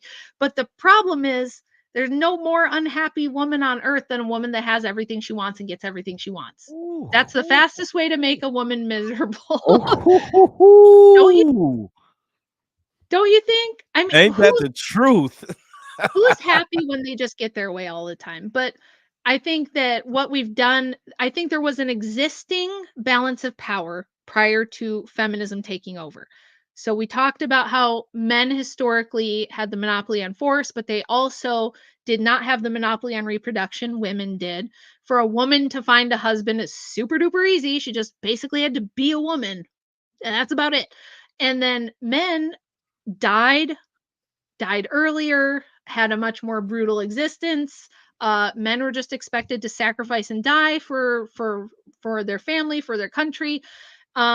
And they were very expendable, and nobody has ever like really cared. Like the average man, was there an elite circle of really powerful men who probably were very pampered and got whatever they wanted? Sure, but so were there women, so who cares? So historically, everything you can come up with of an example of women's oppression, I could probably come up with 5 examples of how men had it worse. So in the history of humanity, there was like a balance of power because women have their sexuality, their beauty, their femininity that men will never experience. No man understands what that's like. He's never had that superpower, that he was just born with a gold bar between his legs. Okay. So we had like a structure that had some balance where, yes, men had more power, but they had far more responsibility and they had to take on way more risk and their lives were much more dangerous. Yes, women died in childbirth, but that hasn't been the case, now since we discovered antibiotics for a long time. It's been pretty safe to bear children. But historically, I'd say that was like the main risk, right? And maybe you didn't always get what you wanted. Maybe sometimes you got a bad husband. Some people got a bad husband or a bad dad, of course. But some boys had terrible fathers and some boys had, awful wives who poisoned them. Women poison men quite often. I don't know if you've ever looked into that, but no. What? Yeah, women what? Historically, like the most prolific serial killers were like women who poisoned men. It's wild. We'll have to do like a different show on that someday. Why? Yeah, so like and men would get, paternity frauded and not know it because you didn't have testing back then. So there was a balance there where women had their femininity, their beauty, they had the monopoly on reproduction and mating and all that stuff. And then men had more authority and more power, but it's because they had more responsibility and had to do the really hard work. Imagine being a man working before the Industrial Revolution. That's hard shit too. So there was like a balance, like a natural balance. If you're a Christian, if you believe in God, you'll understand why there was probably that balance there. It makes sense. What feminism did was throw the balance off completely. So now women have every advantage in almost every way. They have their sexual superpower. They have all the Botox and the cosmetic surgeries and everything that can make them look younger for longer so they can keep their sexual prowess longer than they used to be able to.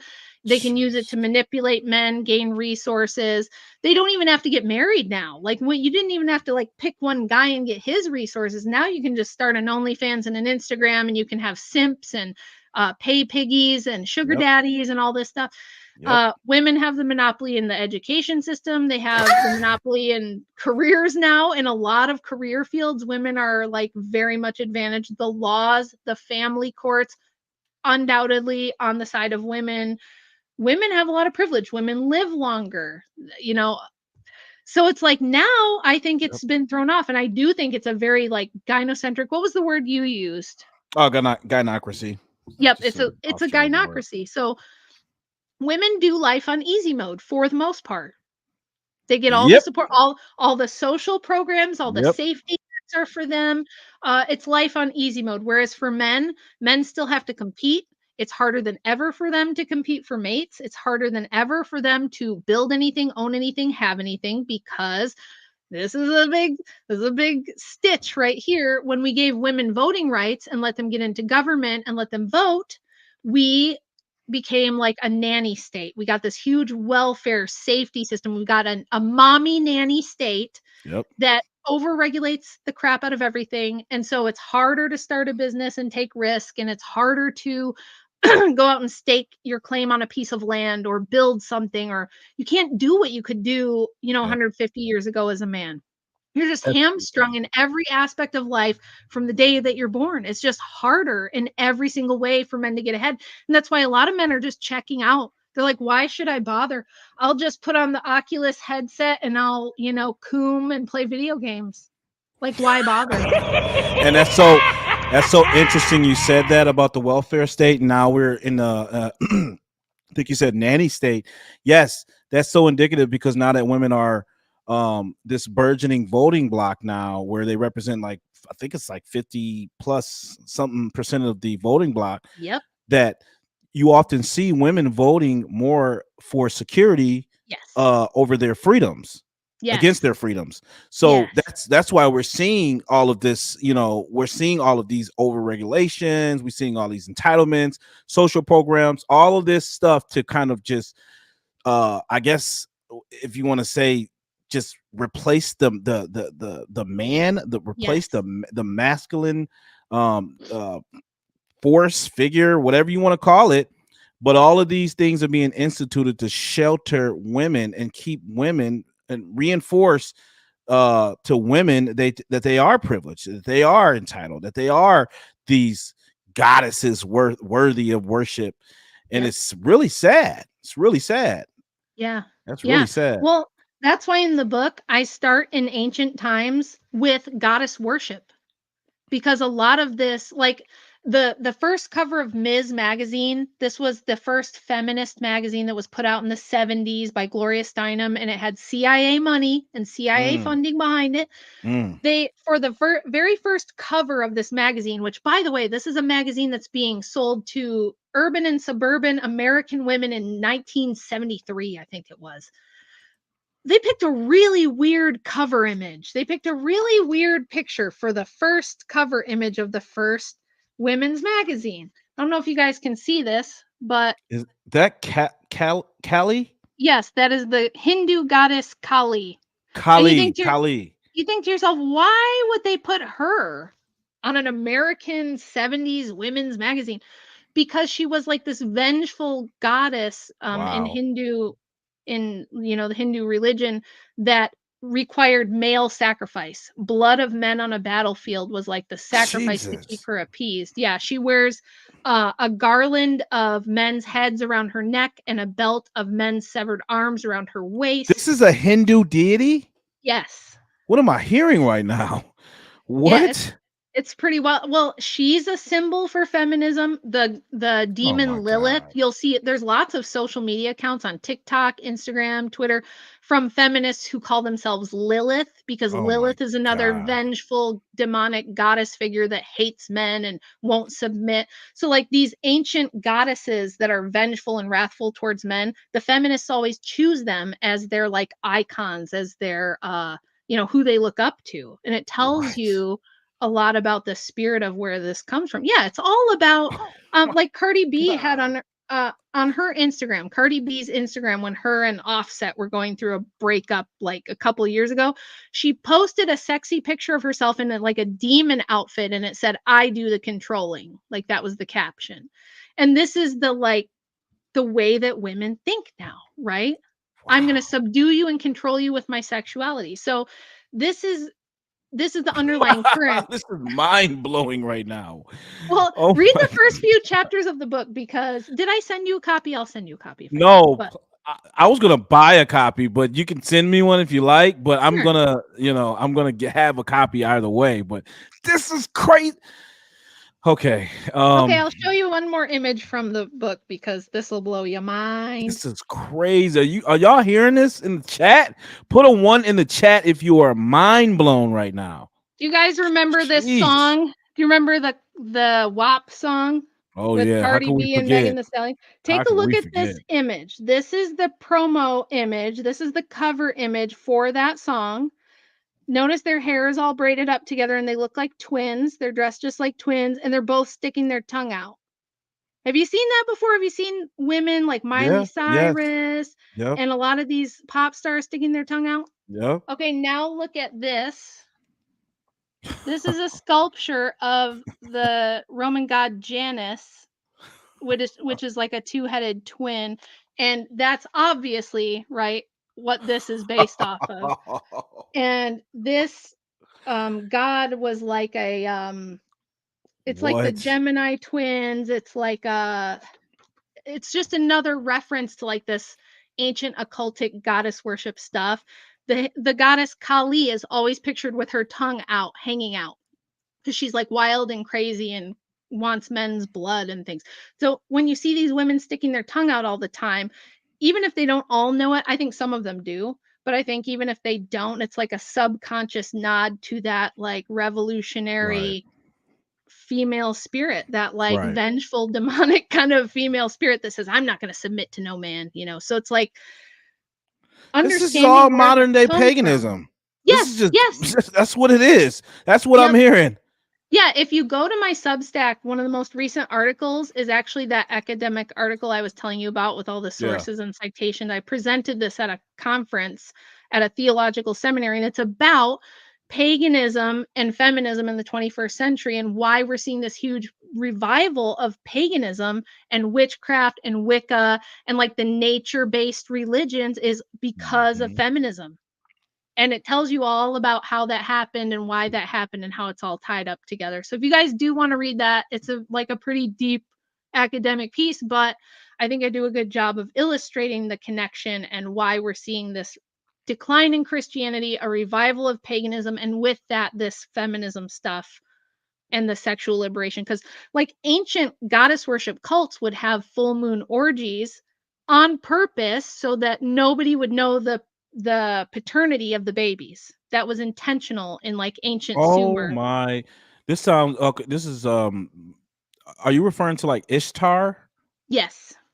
Yep. Okay. And she's in chapter 1 of the book as well. I talk quite a bit about her. Gosh. So yeah, it's an ancient spirit. Crazy. It's like an ancient revolutionary spirit that's always been with us. This is deeper than I ever even.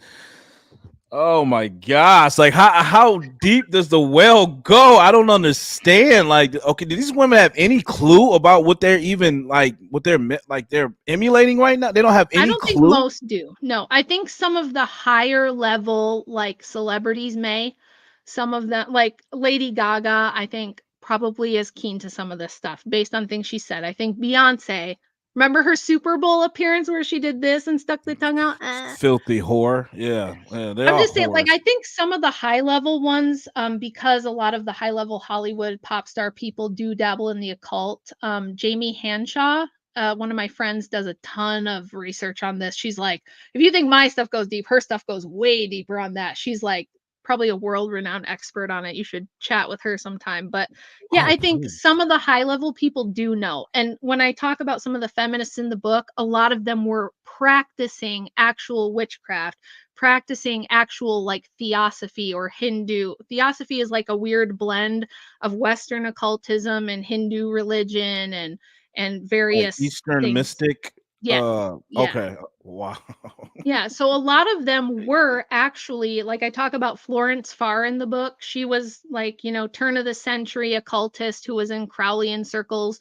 She had her own goddess worship temple in the OTO, and she was like a major feminist writer who was putting out all kinds of feminist literature. What was her name?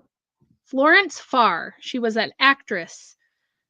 And she was sleeping around with all of the most important people of the time, like George Bernard Shaw and W.B. Yeats and all these high-level occult practitioners. And God. So it is wild. It goes like people read the book and they're like, whoa, I wasn't really expecting this kind of crazy. I have to read this book because I'm like so fascinated. And like I said, I I have so many questions, but I don't want to hold you up. This has just been the most enlightening conversation I've ever had in my entire life, in my Oh entire goodness. YouTube career, I'll say. Goodness. But Rachel, please tell everyone where they can find you if you have any upcoming projects, anything like that you want to just throw out there.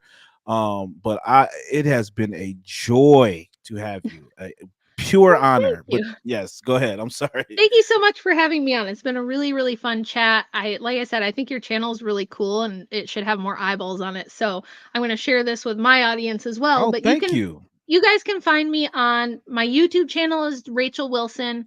I'm not like a YouTuber first. It's kind of a secondary thing. I'm usually writing and stuff like that. So you can get my book on Amazon. You can find all of my other articles and writings on my Substack. That is rwilson.substack.com. And then I'm on Twitter and Instagram too. R. Wilson. Oops, I'm just putting it in the chat. Substack.com. Yes. Guys, please check her out because look, y'all know how we get down on this chat, right? On this channel. And look, we're always edifying, you know what I'm saying? I don't want to just be on here just spewing pure conjecture. We have to, this stuff has to be we have to verify this because look, we are up against something so sinister, so demonic, and I think a lot of people are just totally oblivious to it. Yeah. And At I its included. core, it's a spiritual battle. You know, it's a Yes. spiritual battle. There's Yes. other aspects. The book talks about the money, who backed all this with money. The book talks about the CIA and its role in propagating these things. And that stuff's important. But at its core, at the root, it's a spiritual battle. Yes. We wrestle not against flesh and blood, ladies and gentlemen. Spirits and spirituality in high places, principalities. Excuse me, I'm just butchering that scripture there. Good grief! No, you got it. We get it. Yeah, I got it. But again, it's been a pure honor to have you, Rachel. Thank you so much for taking the time out. I surely hope that this is not our last discussion. I hope that we can have many more in the future. I love watching you and Pearl. You guys are like the Avengers. Like, I swear, I support both of you guys' work, and I just think that you guys are doing the Lord's work. And I know you get a lot of heat. And you are absolutely brave to go up against what we're facing. And I just hope more people support you in that endeavor. Like, I think you're doing great. Believe me, I have my days where I think to myself, why did I not start like a makeup YouTube or like something, just do my nails for YouTube? Why did I pick the most like contentious thing that has there's literally people that have made hit pieces on me going back to 1997, like, and Rachel started dating her boyfriend in high school. Damn. I'm like, it's funny because they get so much wrong that I end up usually just laughing. But I mean, like, really mean-spirited attacks on me, on my kids, Wow. So it's rough. It's rough, but I'm lucky because I have a wonderful husband, wonderful family. My priest and my church parish is very supportive, which I'm very lucky for. Because, like I said, this is controversial stuff. And for a lot of women and even some men, it like really rubs them the wrong way. They assume I must have an agenda. But honestly, I just feel like I say this in the book. If this social movement of feminism was supposed to be for women, I've been told my whole life that this was for me, that these feminists did all of this for me so that I could have a future and my daughters could have a future, then the least they can do is tell us the truth about it. Right. At least tell us the real truth about how it happened, who was involved, what they were up to. Don't lie to me and create a false narrative of history to sell me this rotten deal called feminism, which did not help me. People go, well, how could you be on the screen right now talking if it wasn't for feminism. And that's when I have to say, well, look, Mary Wollstonecraft was having kids out of wedlock and traveling around screwing everybody in the 1700s. Nothing happened to her. So I think I'd have been okay. I think I would have made it, So. And not even just her, but hold up, there was one more. What's her name? It's like Vanderbilt. Oh yeah, Alva Vanderbilt Belmont. Mm-hmm. Yeah. Yep. And Margaret Sanger. Margaret Sanger in the 20s was running around cheating on her husband. Her husband went to jail on her behalf. She abandoned her kids. Like, these women have always been doing whatever they want. Ooh. Get out of here, Witches, modern day witches. We need to bring back the witch trials and repeal the 19th Amendment. Again, guys, please check out her channel, sub to her channel, definitely buy the book, guys. Look, we're gonna hopefully Rachel will be with us again in the future, hopefully, because there's still a lot more things. Like, I just had a paradigm shift just listening to everything she's been saying. So I thought I had a good grasp on this, but she's just expanded that school of thought a little bit more for me. So I got a lot of questions. So all right, well, guys, I appreciate you all in the chat.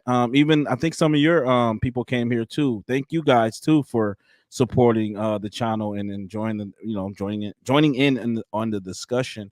Until next time, ladies and gentlemen, unwoke yourself and take care. Hang out in the back, Rachel. Okay.